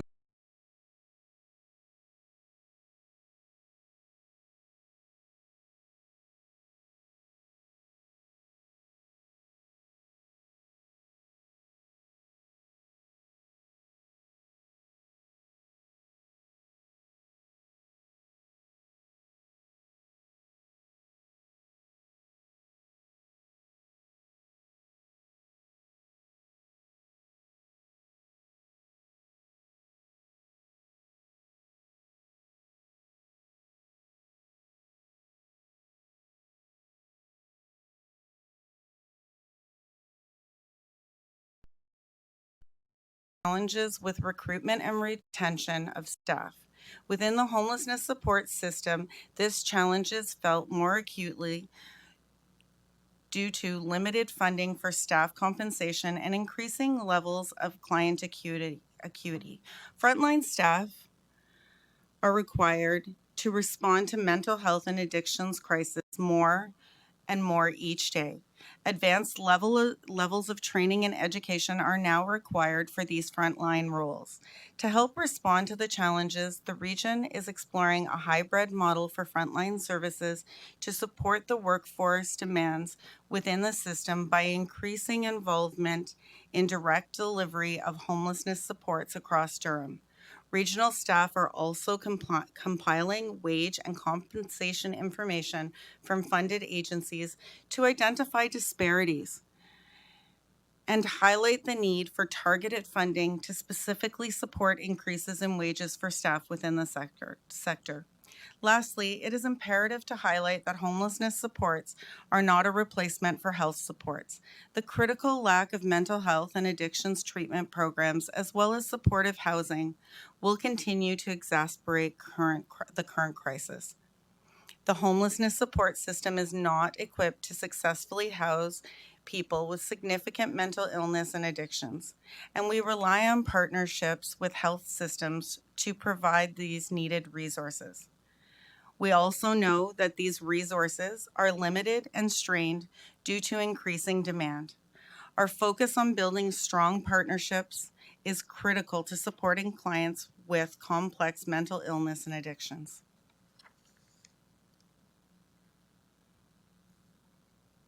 Historically, homelessness committees were organized based on staffing positions such as senior leadership, middle management, and frontline staff. While this worked to bring agencies together for networking opportunities when the number of agencies was fewer, funding was significantly less, and there were fewer programs, the system is now larger and more complex. There is also a focus on data-driven decision-making and continuous improvement within our system in Durham. In 2021, Org Code Consulting provided consultation on a system structure that has heavily informed our new committee model, supporting Durham's homeless system. So in 2022, this model was implemented, and it provides ownership for each sector to have actual experts and operators within the sector come together. Since members are operating in the sector, they can more effectively identify areas for improvement and act on it. It also more clearly identifies the components of our support system and who and what is operating in each. Each of the sector tables maintains their own meetings and uses sector-level data to inform improvement projects. Each table is co-chaired by a regional management staff from the Income, Employment, and Homelessness Division and a management-level position from an agency. These tables report into Durham's Advisory Committee on Homelessness at quarterly meetings. As I said earlier, this presentation is part 1 of 2 and demonstrates there have been a number of system capacity activities occurring during 2022 and continuing to happen currently. There is also data collection, community partnerships, and consultation occurring to plan, manage, and implement system enhancements in a meaningful way to serve the needs of the homeless and support community well-being as well. At this time, I would also like to share that our IEHSD, so Income, Employment, Homelessness Supports Division team, has had some changes as well. To support the homelessness work, Sahar Fortani and Jocelyn Siciliano have been successful to manager positions within the division. Due to vacations and some changes in scheduling, neither are here today, but they will be here with us in June to meet you all. And they're a dynamic team who are going to work to support each other. Sahar will focus on system planning and management activities, while Jocelyn will focus on building and ensuring our outreach and coordinated delivery activities are happening efficiently and effectively. Aaron Vallant, who has been supporting the program for a number of years, is transitioning over to manage the division's social assistance intake and benefit team. I am looking forward to sharing more information with you next month, and thank you. Thank you very much, Lisa. I have Councillor Brenner. Thank you very much. Can you hear me okay, Madam Chair? I can, yes. Thank you. Excellent presentation. I wanted to drill down further into the statistics regarding greater than the population that perhaps would be greater than 50% of their income, which is being used for shelter. And I'm wondering not just the ones that are on the social support programs, but also ones that are employed, low-income earners versus the ones that are just on social assistance. Do we have any statistics on that? So we could come back with some statistics, although they will be vague in the sense that we won't be able to necessarily pull together how many low-income earners are actually living within standard rental rates. But we could look at how many families are below a certain line of income, knowing what the average rates of housing are within Durham for a one-bedroom or a two-bedroom. I think that would be very helpful because I think part of the problem, we've got the reactive component, which I think we're doing amazing work, and then we've got the potential proactive component. The proactive component really gets into the causes of homelessness, but equally important, what is driving individuals and or families, both from to increase the, I guess, the percentage of impacts mental health, as well as the impact on the food banks, the impact in terms of homelessness just being literally one paycheck away. So to me, I think this is really critical because, and I know it's a challenge even for us in the public sector when we've just done our budgets, where you get response and why are you increasing salaries of your employees when we can barely make ends meet? Yet on that side of it, in the public sector, we're trying to ensure that we have well over what we consider a livable wage, but a fair wage. So I think this kind of research and statistics, I think, is very, very important because we in the public sector, as a regional municipality, and our lower tier hats that we wear, in a sense, need to be seen as role models, not driving up taxes, but in fact, role models in terms of what are considered really livable wages, which really is different based on municipalities and basically different based on availability of shelter. I don't know if you wanted to comment on that, Lisa. Well, I can share that back in 2021, we know that 1 in 10 households, Canadian households, were in core housing needs. So people were already experiencing that disparity between their income and their shelter costs at that point. And in Ontario, the number is higher than the Canadian average. I can ask the commissioner to also give comment on this as well too. Councillor Brenner, we do have some information in the further report, and I'll just ask the commissioner to give you some more information. Thank you, Madam Chair. Through the chair, in today's report on basic income to support the economy, we do have some data here, Councillor Brenner, that speaks to that in Durham there are an estimated 45,800 residents, which is 6.6% of the current population living with low income. That was a 2020 Stats Canada data. So the low income measure after tax measurement is what this is based on, 6.6%. Thank you. Through you, Madam Chair, to our commissioner, and I know that we'll get to that in the report. Does it show, does it factor in, I guess it would be factoring in not just the rental component, but basically from data that, and it's only as reliable as the data that was inputted initially in terms of census, but I'm going to assume that it also provides where there's also the home ownership versus just the home rentals. Through the chair, I understand it includes home ownership rental, likely rental, and their basic needs. Thank you. Thank you, Madam Chair. And those are my comments and questions. And thank you, Lisa, for a very, very enlightening, important presentation. Great. Thank you, Councillor Brenner. Mayor Carter.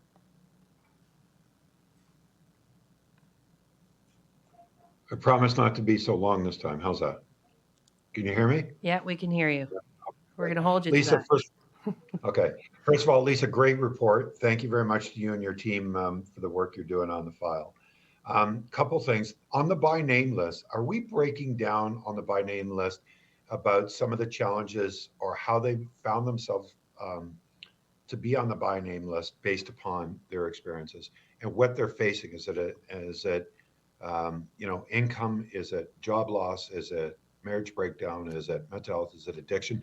Do we actually get that data so we have a better understanding where we can look at and say, oh boy, this is a growing trend. We better address that or figure out a strategy. Do we do that much of a deep dive? We do collect reason for homelessness on the by name list.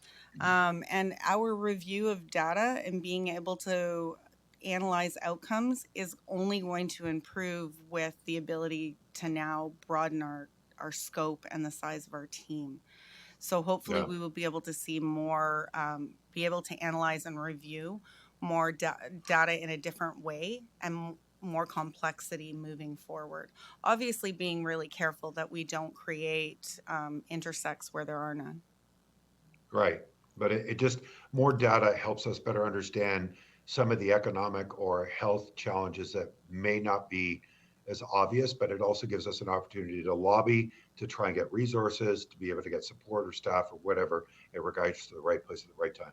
The by name list I'm concerned about because it is a by name list, but it's not truly, it truly doesn't mirror the overall impact of homelessness across the region of Durham. Would you agree with that statement? I think there's probably there's a broader intersect with what we're seeing with the by name list. It obviously does have its flaws. It's data collection from vulnerable people based on their willingness to share.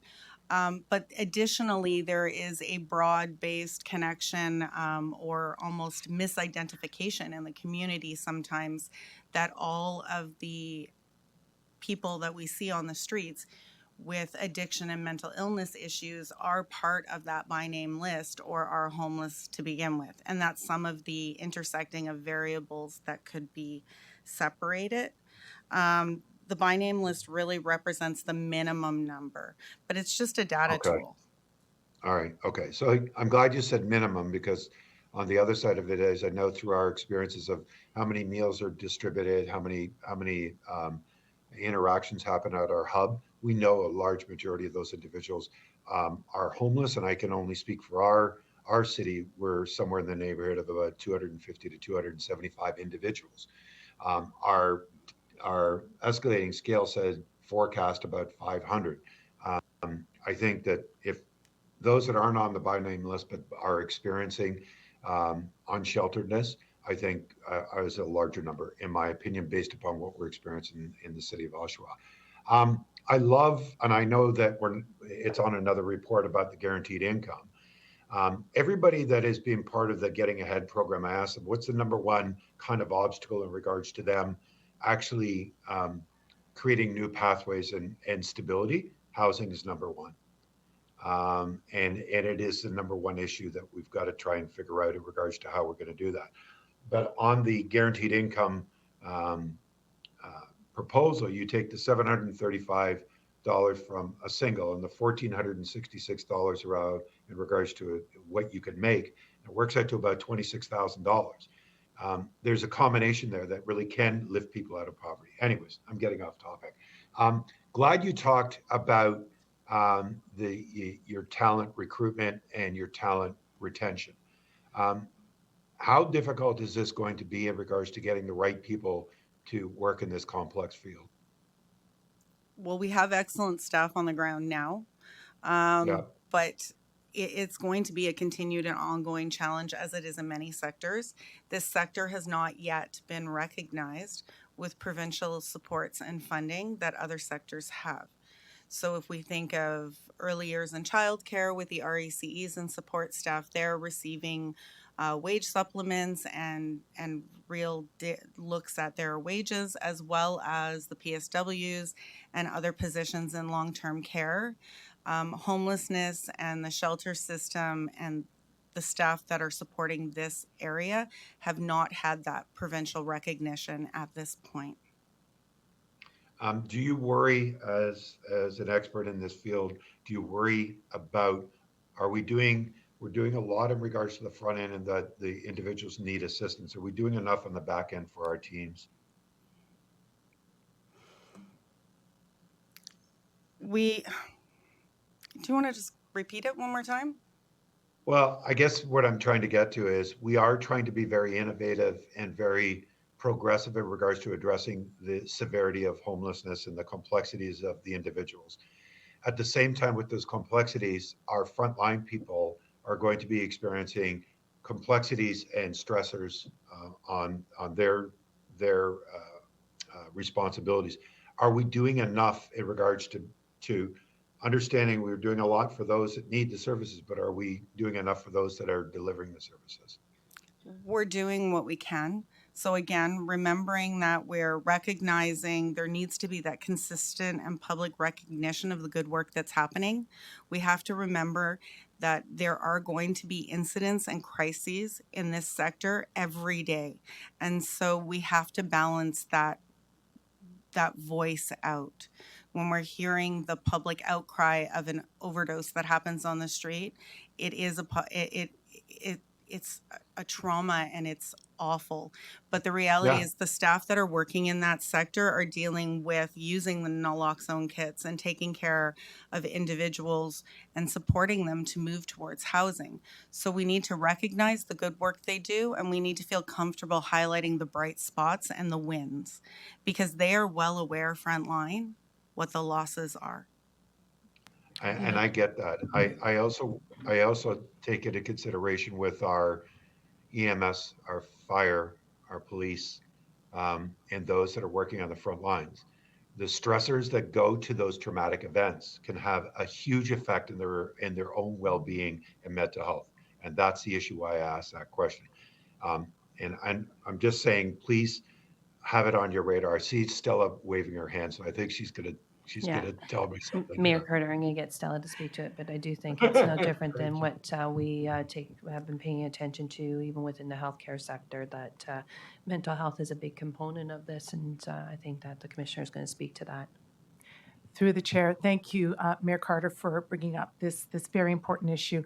We do have, thankfully, through our family services team, wonderful support with mental health training, supporting staff through debrief sessions, and any opportunity that's available, we reach out to this team and they create our own trainings for us depending on the issues that we're facing. So you're absolutely right.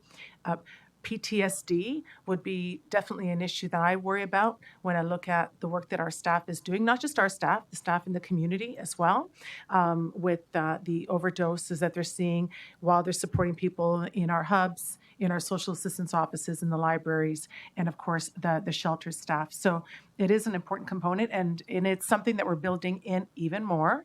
And it is something that was identified even through Ian de Jong in the OR Code piece. So mental health of staff and also training staff, period, on the complexities of homelessness that we're seeing.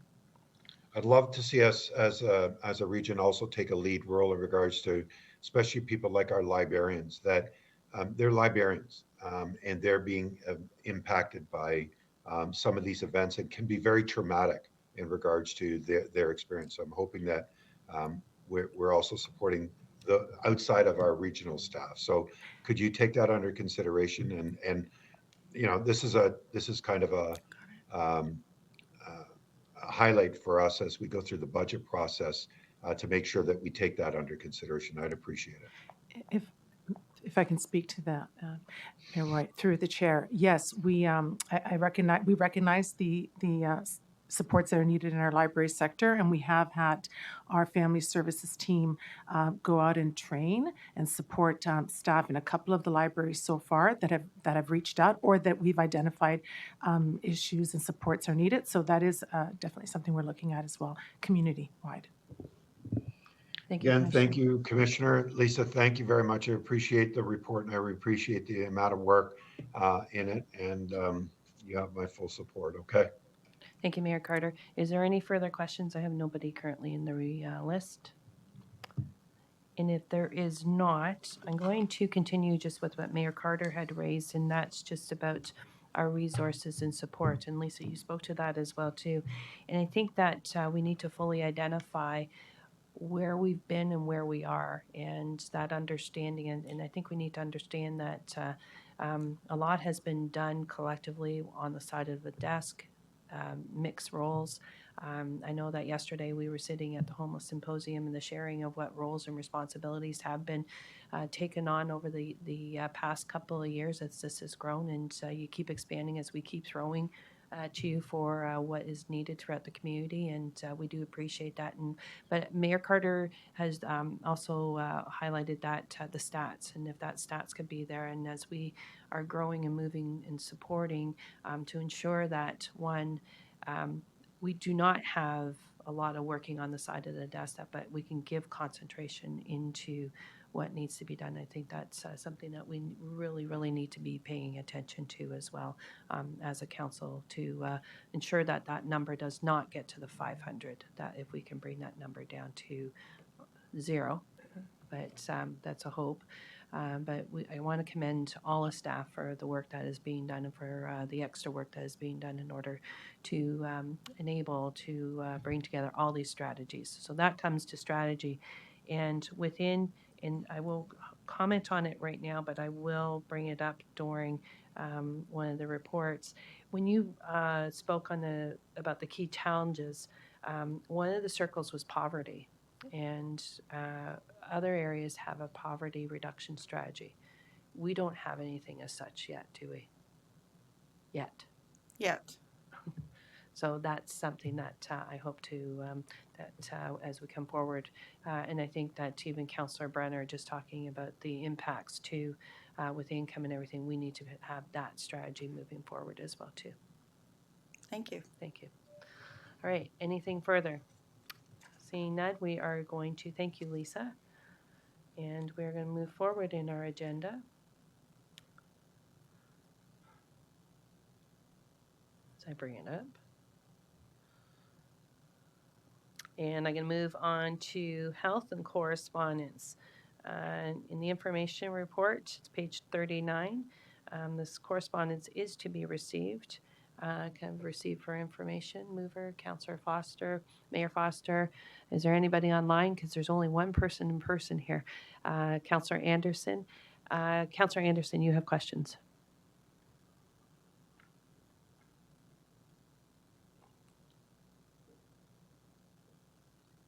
No, I didn't really have questions. You're I just was seconding just seconding the report, yeah. Okay, thank you.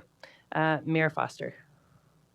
Thank you, Madam Chair. So I'm looking at attachment 2, so that's page 50 of the PDF, Renewed Canadian Drugs and Substances Strategy. And I know we're just receiving this for information, but if we look at some of the bullets, it is speaking to safer supply, supervised consumption sites, and that sort of thing. I know Mayor Carter has some pointed views on that, and educated and pointed views on that. Should we be weighing in?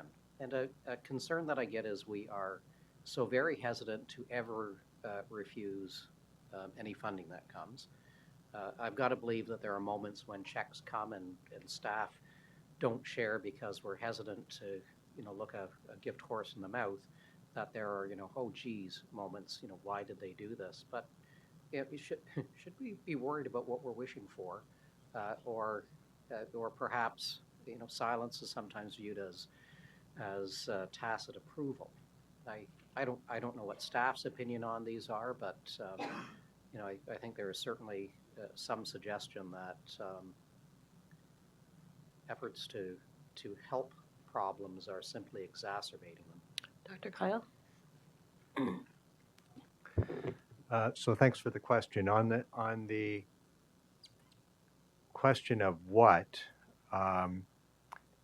we can keep a close eye on this file and inform committee of opportunities for advocacy. I imagine this review will take a considerable length of time. So we can make that commitment. In terms of should you, I'm not sure that I can second guess the will of the committee. I imagine that in any consultation process, you will be made aware of government priorities. And if it's a true consultation and it's meaningful, then I'm sure that the lead, Health Canada, would be interested in input. Should you, I think it's really up to you as a committee to make that call. Thanks. Further, Mayor Foster?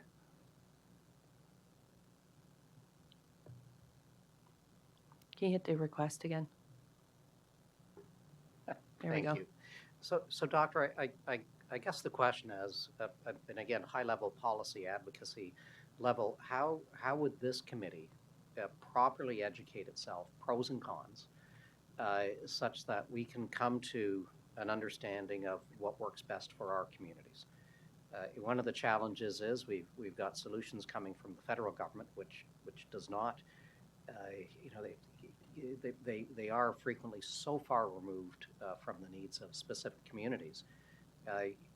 While we're hearing part of it, there is obviously a lot of data suggesting that this is a good idea. While I'm saying obviously, sometimes we take maybe there isn't, but frankly, we don't have the information in front of us to do that. And this, to my mind, and I'm going to look at my good friend Mayor Carter, making an assumption that Oshawa, might be a site for this.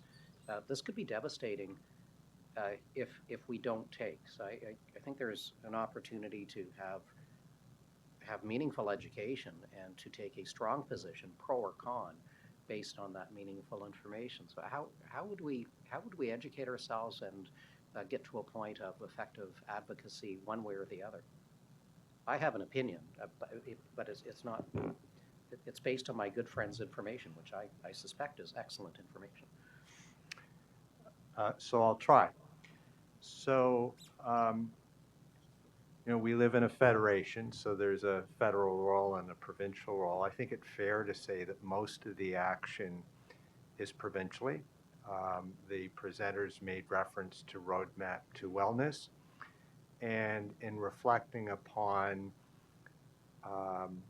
what could committee or council do, one, to get a seat at the table, and two, as a starting point, provide advice to those tables.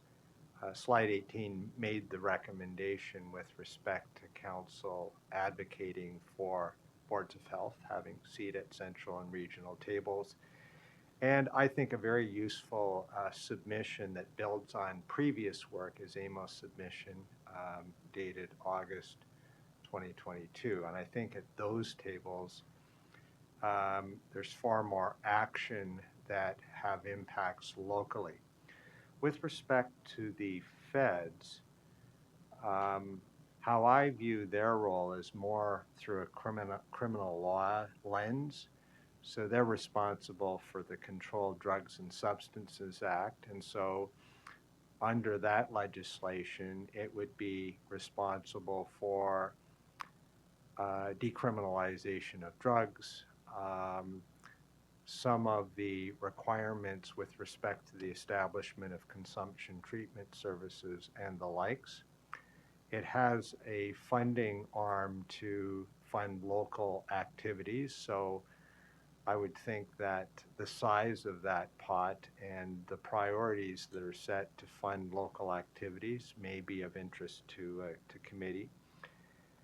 Then there's the whole sort of cross-border supply. There is, I'm going to say, federal enforcement. Again, I don't know if those matters are of interest to committee. So, yeah, I can't read your mind, but it is a complex file. I'm not trying to obfuscate here. I think there's more action and more currency to have a seat at the roadmap to wellness table, which is cost shared between the province and the feds. And you may have a more limited role and a viewpoint with respect to federal actions. So, Doctor, thank you. And I'm wondering, and I see Mayor Carter's hand is up, if there aren't more discrete items that so this is broad, and there's no way we can tackle it, but discrete items and discrete policy. And I use this as one example on the, safe injection zones as an example. That we educate ourselves and take a position one way or another as to whether those are helpful in our community or hurtful. And it's actually having an impact. I think we are all frustrated and want to take positive action. But thank you, Madam Chair, thank you. Thank you, Mayor Foster. Mayor Carter. Again, I'll try and be very short, Madam Chair. I know I've been babbling on today, so thank you for your patience. Mayor Foster has brought up a lot of good points. I'm a great believer that our voice should be heard, that we should be part of the conversation at all levels. I think when it comes to safe consumption sites, I think that there has to be a respect and a clear understanding of exactly the local environment and the local services that are made available in regards to how that program would be supported and what are the outcomes that we're trying to achieve. I think that's very, very important. So I think that always making sure that our voice, especially as a region and then municipalities, are being heard. And I think that that's a very important part. The second component of it is making sure that all of us have enough information to be able to make good decisions, both at committee and council. And if that comes down to examples of, and Madam Chair, you worked in the healthcare profession for many years, and you have an expertise that I would, and an experience that I would never have. But I think that your observations and what you've experienced in your career as a healthcare worker would play a vital role in regards to some of these big health initiatives or funding initiatives that are being proposed, where you may have an insight that I may not be aware of, but would be absolutely vital to make sure that that voice is heard. So, I think it's just really, really important. We're facing one of the most complex health crisis that this country has ever seen. I think there's many decisions that are being made at 100,000 feet and 50,000 feet, and we're at ground level. And I think the voice of this committee, our council, and the unique experiences of all of us that are evolutionary, by the way, need to be heard as we put strategies and investments and priorities forward. What works in one community may not work in others. A prime example of safe consumption sites. I know through our experiences of what we've heard in Toronto, some safe consumption sites is a no-go zone. Drug dealers are within that 4-block radius. It's impacted the community. They still have a lot of individuals that are utilizing drugs outside. They're not having the kind of outcomes that they wished. There's ripple effect in regards to the aspects. Again, as it comes back to those questions I was asking earlier, we're looking at data and saying we're succeeding. First of all, do we have complete data and unique data? And number two is data truly the indication that we're succeeding, or are we not addressing the issue that is right in front of us? And like I say, I look at the naloxone program and you say, distribution is great. That's wonderful, because that means education, information, and possibility of saving someone's life. But if we're distributing even more kits, does that mean we're having more incidents of people that are addicted to drugs and that are in vulnerable situations, and all we're doing is acting as a mass unit? That doesn't resolve the issue that is going to have a societal impact for the next 20 to 30 years. We are already 20 years behind the curve right at this particular time. We knew this was coming, and we are trying to catch up to this, making sure our voice locally as municipalities, us as a committee, and your experiences, Madam Chair, and all of our experiences that sit on this committee, and Dr. Kyle and myself have disagreed on many, many things.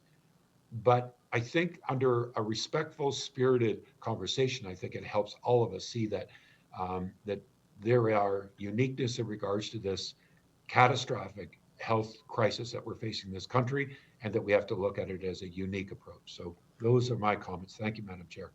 Thank you, Mayor Carter. And I'm just going to comment to you as well, too. And I think Mayor Foster is spot on. It's the education that we need to have and the understanding.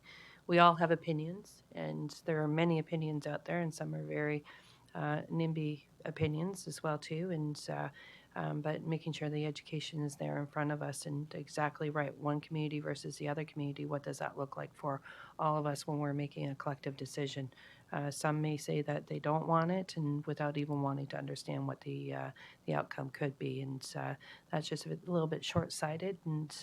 But it's definitely a good conversation to have because it's out there everywhere, and we need to know what works and what doesn't work. But we know how it needs to work for us as well. Dr. Kyle, do you have any further comment? The only thing that I would say is that collectively you're my Board of Health, and I think that your voice is important. Our role as staff includes providing you with the best information and evidence that we can, and we've attempted to, I guess, begin that process with the report before you today. And we can commit to keeping you abreast of opportunities with respect to, for example, consultations as the renewed federal strategy takes shape. But at the end of the day, we're here to not only educate you, but to meet your needs and to assist you in having your voice heard. So we can make that commitment, and I think that goes for Commissioner Stella as well. Thank you very much, Dr. Kyle.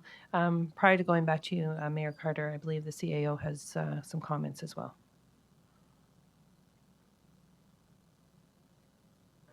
My apologies, I hit the wrong button. I do not have any comments. Thank you very much. Thank you. Mayor Carter, you have comments further? I just want to ask a question, if you don't mind, to Dr. Kyle. If decisions are made both at the federal level or the provincial level, do we have any authority locally in regards to either amending, ignoring, or implementing our own strategy, or must we follow the instructions that come from both provincial and federal government? So the short answer is that I'm familiar with public health law. We're regulated by the Ministry of Health, primarily through the Ontario Public Health Standards. Melissa made reference to a couple of the guidelines which are binding. So the short answer is, as a Board of Health, you are required to comply with provincial public health legislation, including legislation that affects mental health and addiction programming for public health units. Does that mean if we disagree upon something that we still have to follow those guidelines anyways? Is that my understanding? We are required to comply. As you heard from Melissa, we report up on our activities on a regular basis.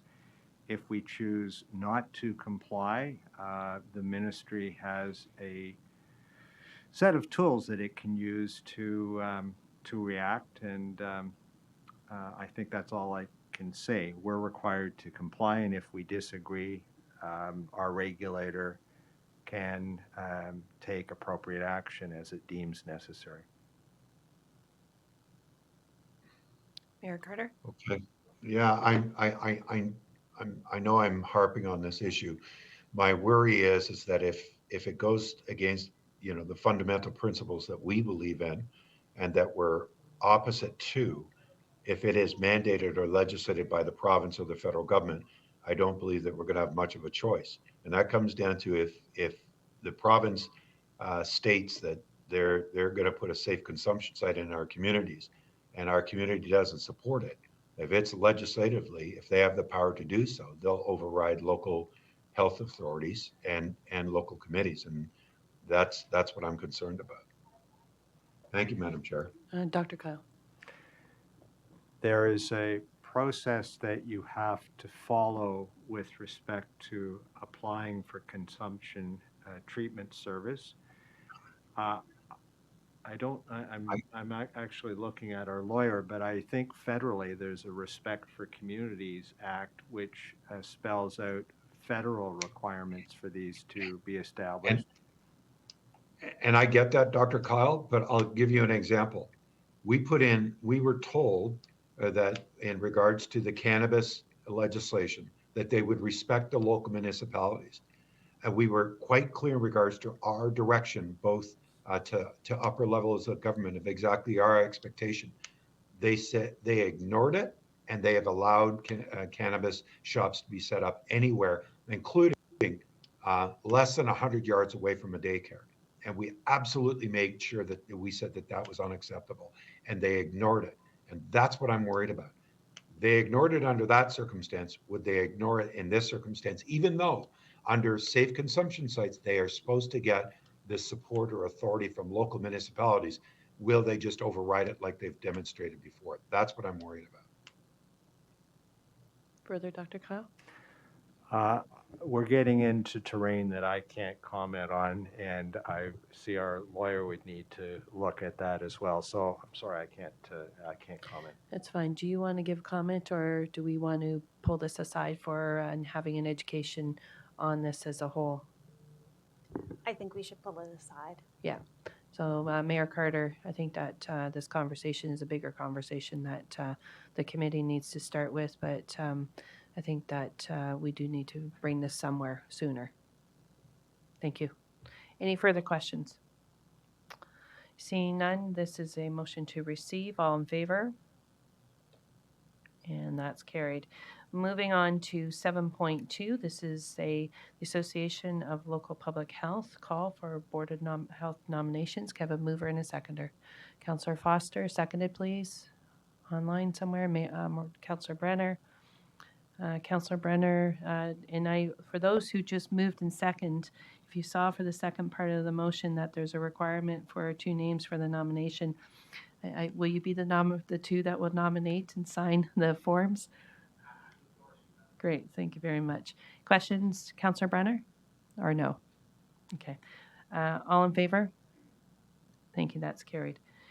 Moving on, I had asked that this correspondence, which was in our our council index, be pulled, and it was requested out of this committee. It's the Advocacy Strategy and Engagement Plan to Address Homelessness and Related Challenges. Can I have a mover for receive? Mayor Foster, seconded please, online. Councillor Anderson. I'm just going to ask that our CAO give an overview on this as well. Through you, Ms. Chair, or Madam Chair, I'm happy to do that. I'm just pulling the report up. The purpose of this report is to update Council on the coordinating actions to develop a federal and provincial advocacy strategy and engagement plan to address homelessness and related challenges.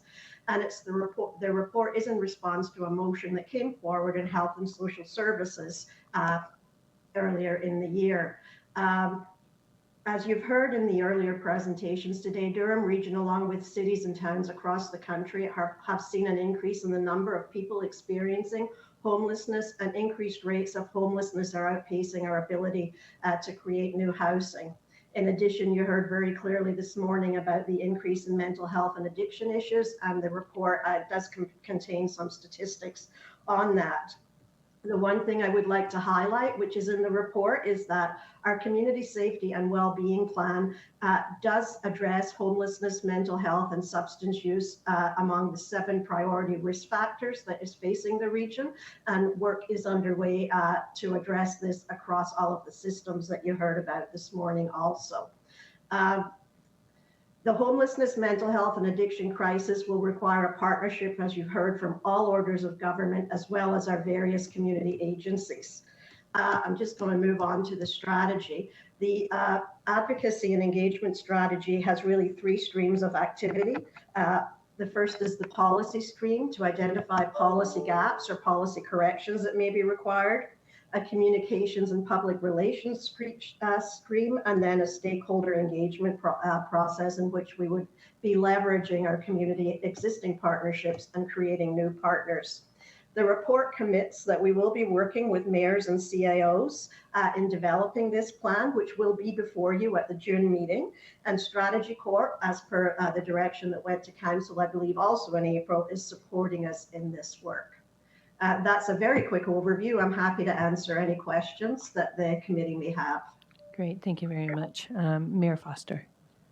Yep, so thank you, Madam CAO. Not directly to you, just I guess as an observation, and we might have asked you to do this, declaring a national emergency, more and more frequently we're seeing some words used, and I think we are diluting sometimes the value of the titles by using them frequently. Personal opinion on that, but as we move forward. So it is a crisis, it is important, but sometimes I'm going to use the word zeitgeist.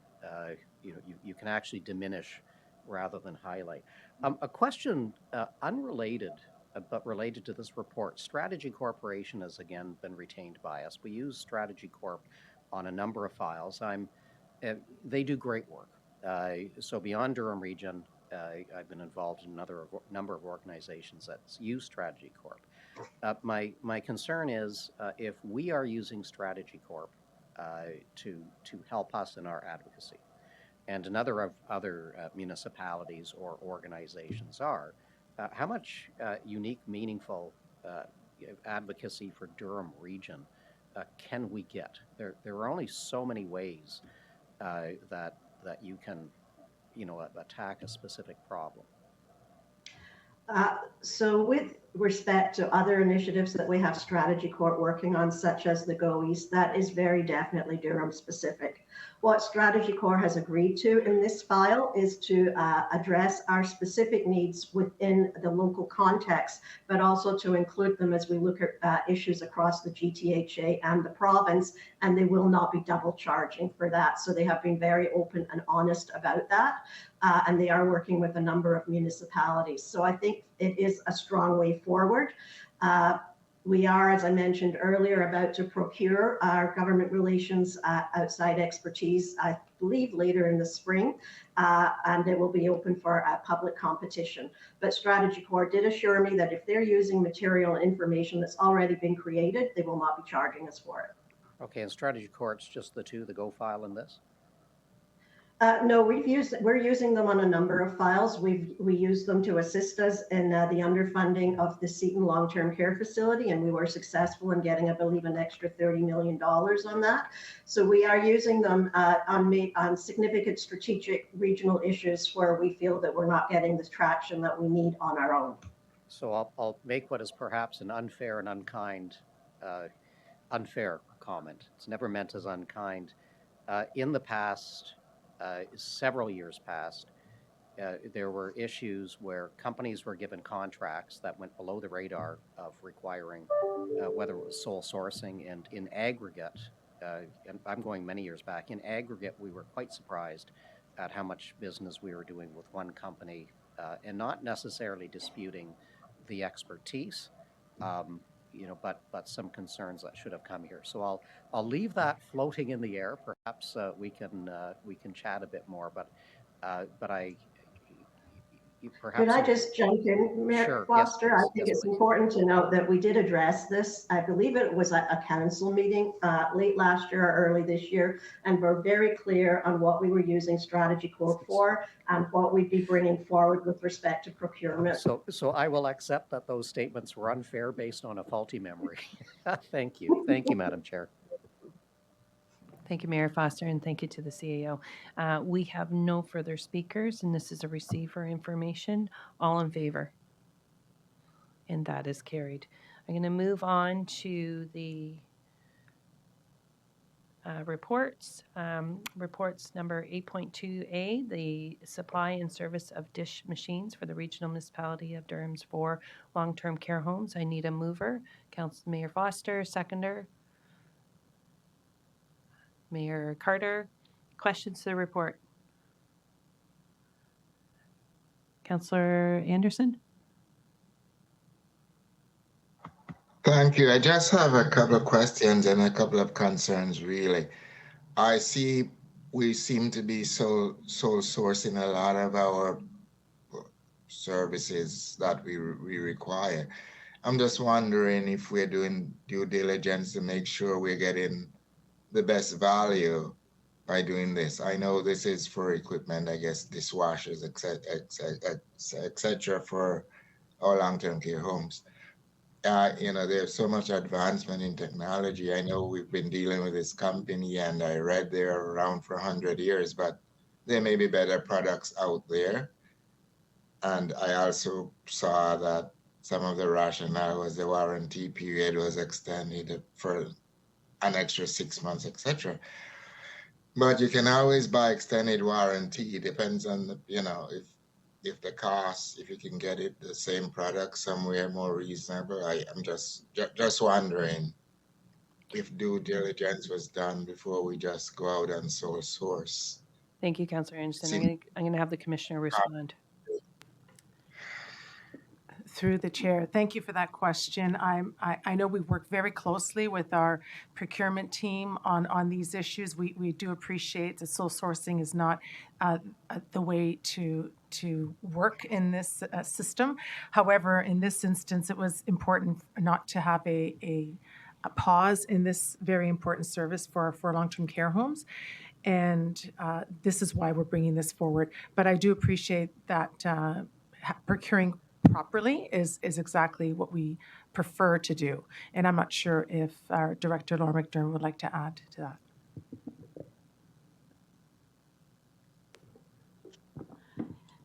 Thanks.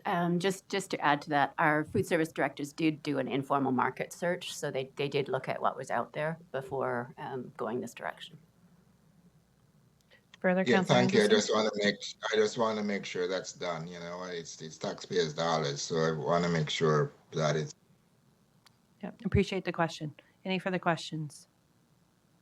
All in favor? And that is carried. And moving on to the next report, basic income to support the economy.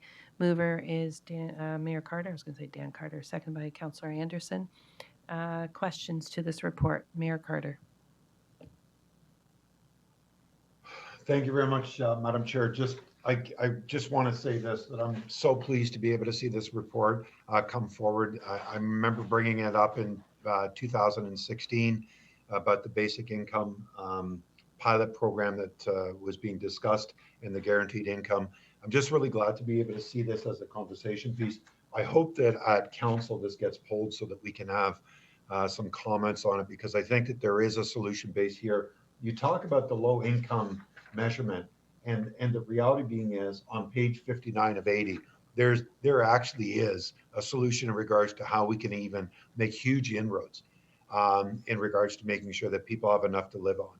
And I think that based upon, if you take all the other indicators about services and impacts on other services, quality of life, proper housing, able to find transportation, able to do some of the things in society. I think this report really stands for itself. So I just wanted to say I'm really pleased about this report. I hope that we have a fulsome conversation at Regional Council. Thank you, Madam Chair.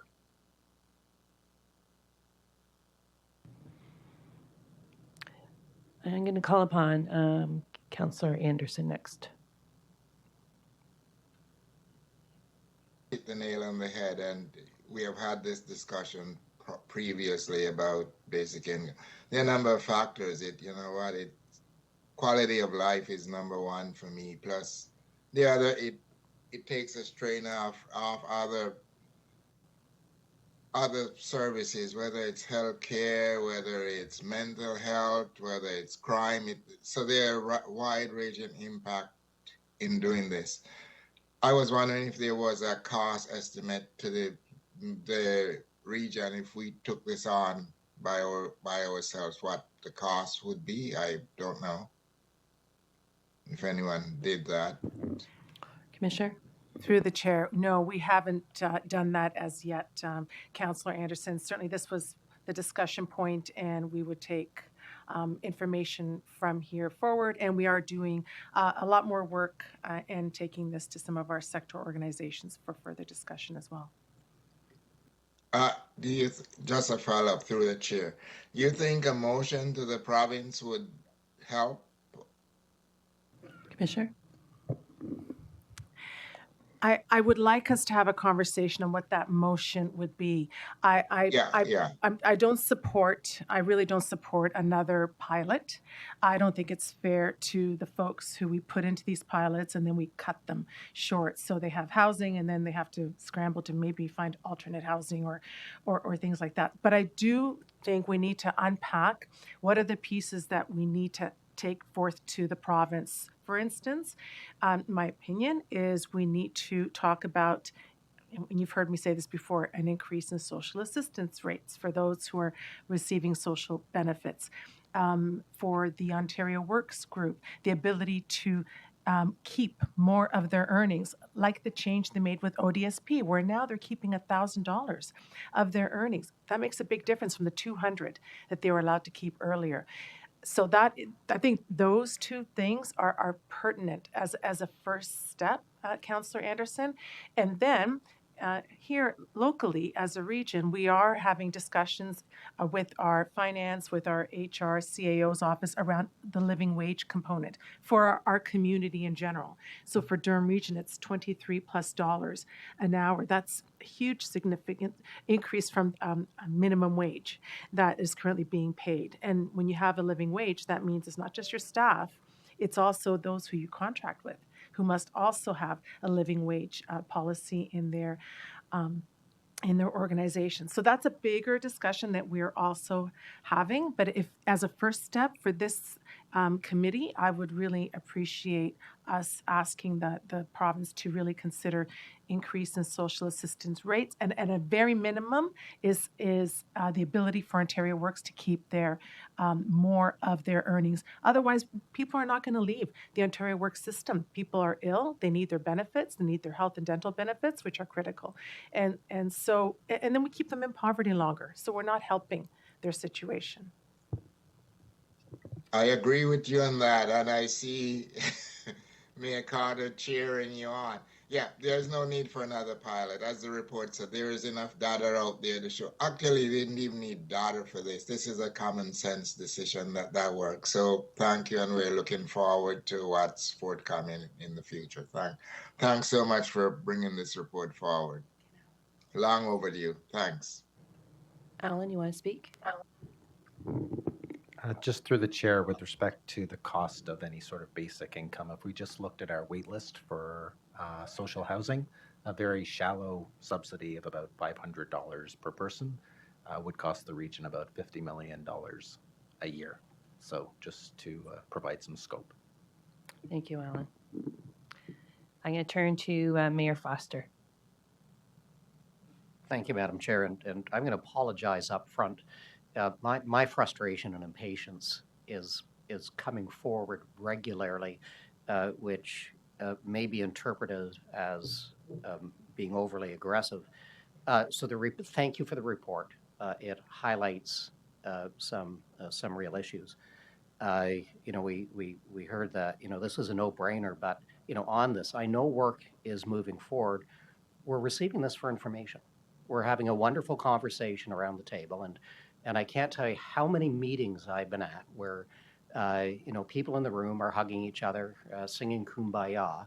At the end of the day, we need to take action, or we need to advocate for action. So, Madam Commissioner, the next report coming forward, will there be specific actions that we can either undertake on our own,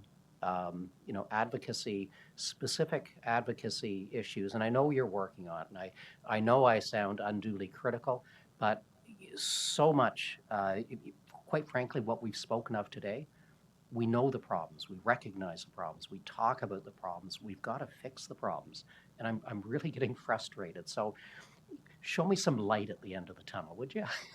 Thank you. Through the chair, thank you, Mayor Foster, for that question. I'm just going to just remind us the purpose of the report and why we brought it forth was as a result of a motion from our chair a couple of months ago. So that was the impetus for it. We will need to do some additional work and put together an advocacy strategy for this, and I can bring it forth. Oh boy, the next Health and Social Services meeting is, or should we go straight to council? Just to make the comment just about straight to council is that as we get through the speakers list, after the speakers list, I will be making a request that this is a receive for information. So we need to make an amendment to bring this to council. But I think as this dialogue is going forward, there's some additional action items that are coming out of this. And I do have the CAO also who wants to make a comment. Please go ahead, Mayor. Thank you, Chair. Thank you, Chair Roy. I just wanted to, can you hear me? Yeah, we can hear you. I just wanted to say that we may need a little more time than the next council meeting or next committee meeting. I think this could be addressed as part of the advocacy strategy that I talked about earlier. But just a reminder to committee also that the region can do whatever it can through its various legislated responsibilities to address these issues, but it does require a tri-government partnership if we are truly going to resolve these issues. We are doing the best that we can, and thanks to council's support, made a significant increase in the budget to address some of these issues, but it is a much larger and complex issue than the region can deal with on its own. I will commit that we will add this to the advocacy strategy that we are developing that will be before you in June. It may not be as fleshed out as the rest of the strategy, but it's certainly something we can talk about. Mayor Foster. Perfect. Madam Chair, Commissioner, Madam CAO, my impatience doesn't suggest that we need to get this immediately. So please take in my opinion, I can't represent committee members or the rest of council, but please take your time to get it right and to get it meaningful. And in my opinion, we, members of council, should be put on the spot to make some hard decisions or not with that. And I'll leave it out there. And to the members of the committee, feel free to send me hate emails based on what I just said. But please, I'm not anxious to get it in front of us. I'm anxious to do something meaningful. So please, again, in my opinion, take your time. Thank you, Madam Chair. Thank you very much, Mayor Foster. You'll take it. I'm going to move to Councillor Brenner, and then I'm going to move to additional direction as to where we're going to go. Thank you very much. Can you hear me, Madam Chair? We can. Thank you. I want to focus a little bit back on the Ontario living wage that we talked about then in Durham region, and I think it was the $23.15. I don't see the issue. Well, obviously there is an issue in terms of setting that as a standard to be able to help bring people out of poverty and ensure that people are able to afford basic necessities. But I see a different problem. I see an issue where, in fact, it's achievable for the 23.15, but what I do see is a manipulation. I don't mean that disrespectfully to anybody, but how it's applied. For example, if you take that amount of money and you have somebody working a full week as a full-time employee, yes, we're achieving the living wage. You take that individual and you have them working part-time or have them working as some other type of employee in a government sector. And on paper, yeah, we're doing a great job with the 23.15, but we're really not achieving because we have issues regarding benefits. We have issues regarding their ability to work full-time and have that meaningful income. So I think we have to find a way to not just address the need for the hourly rate, but the employment practices through various organizations and government included at both, in lower tiers, to ensure that in fact that we are achieving the desirable outcome. And yes, I know that, as our CAO talked about in terms of the Ontario Works and achieving a basic level of income.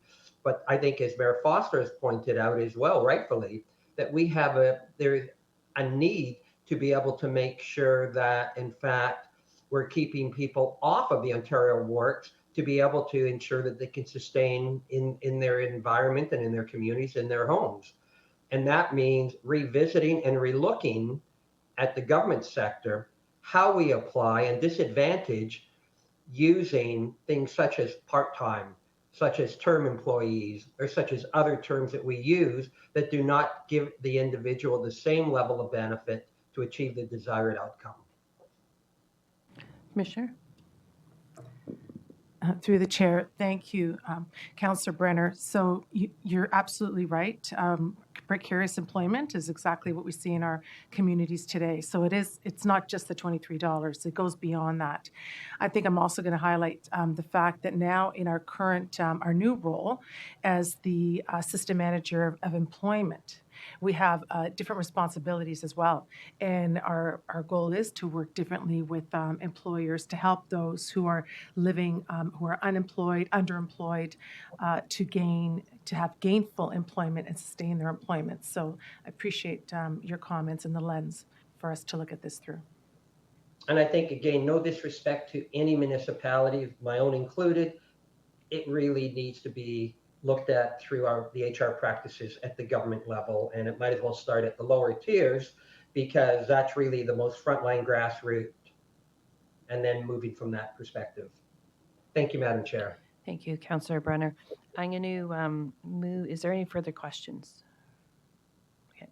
I'm going to move to a question to you, Commissioner, and then we're going to further about the direction as to where we're going to bring this report, but also if the CAO can maybe comment in as well too.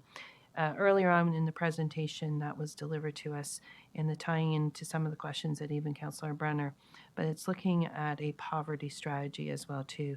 And how within reports coming forward, strategies coming forward, can we tie in to look at having a poverty strategy going forward as well too?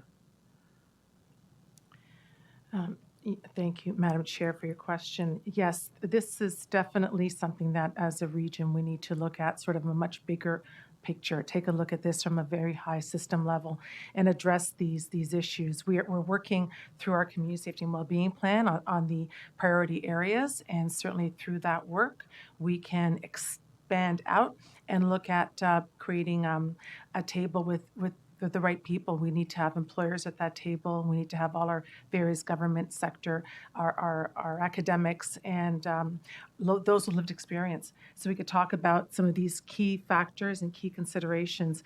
Durham is one of the few municipalities that really doesn't have a poverty, and I'm not going to call it reduction strategy. I think we need to call it poverty prevention strategy, because our goal has to be preventing people from falling into this system or into poverty. So we will take this away and come back with some plans. Okay, so do you need direction from this committee, or this would be part of the...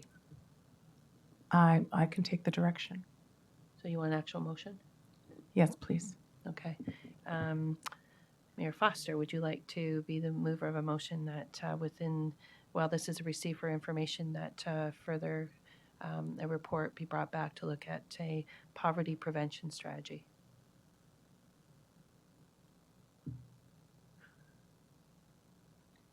I think that's a yes, right? Oh, hold on. There you go. And I need a seconder on that. Mayor Carter? Do you have any comments or questions to that specifically, or the raising of the hands just was for the motion?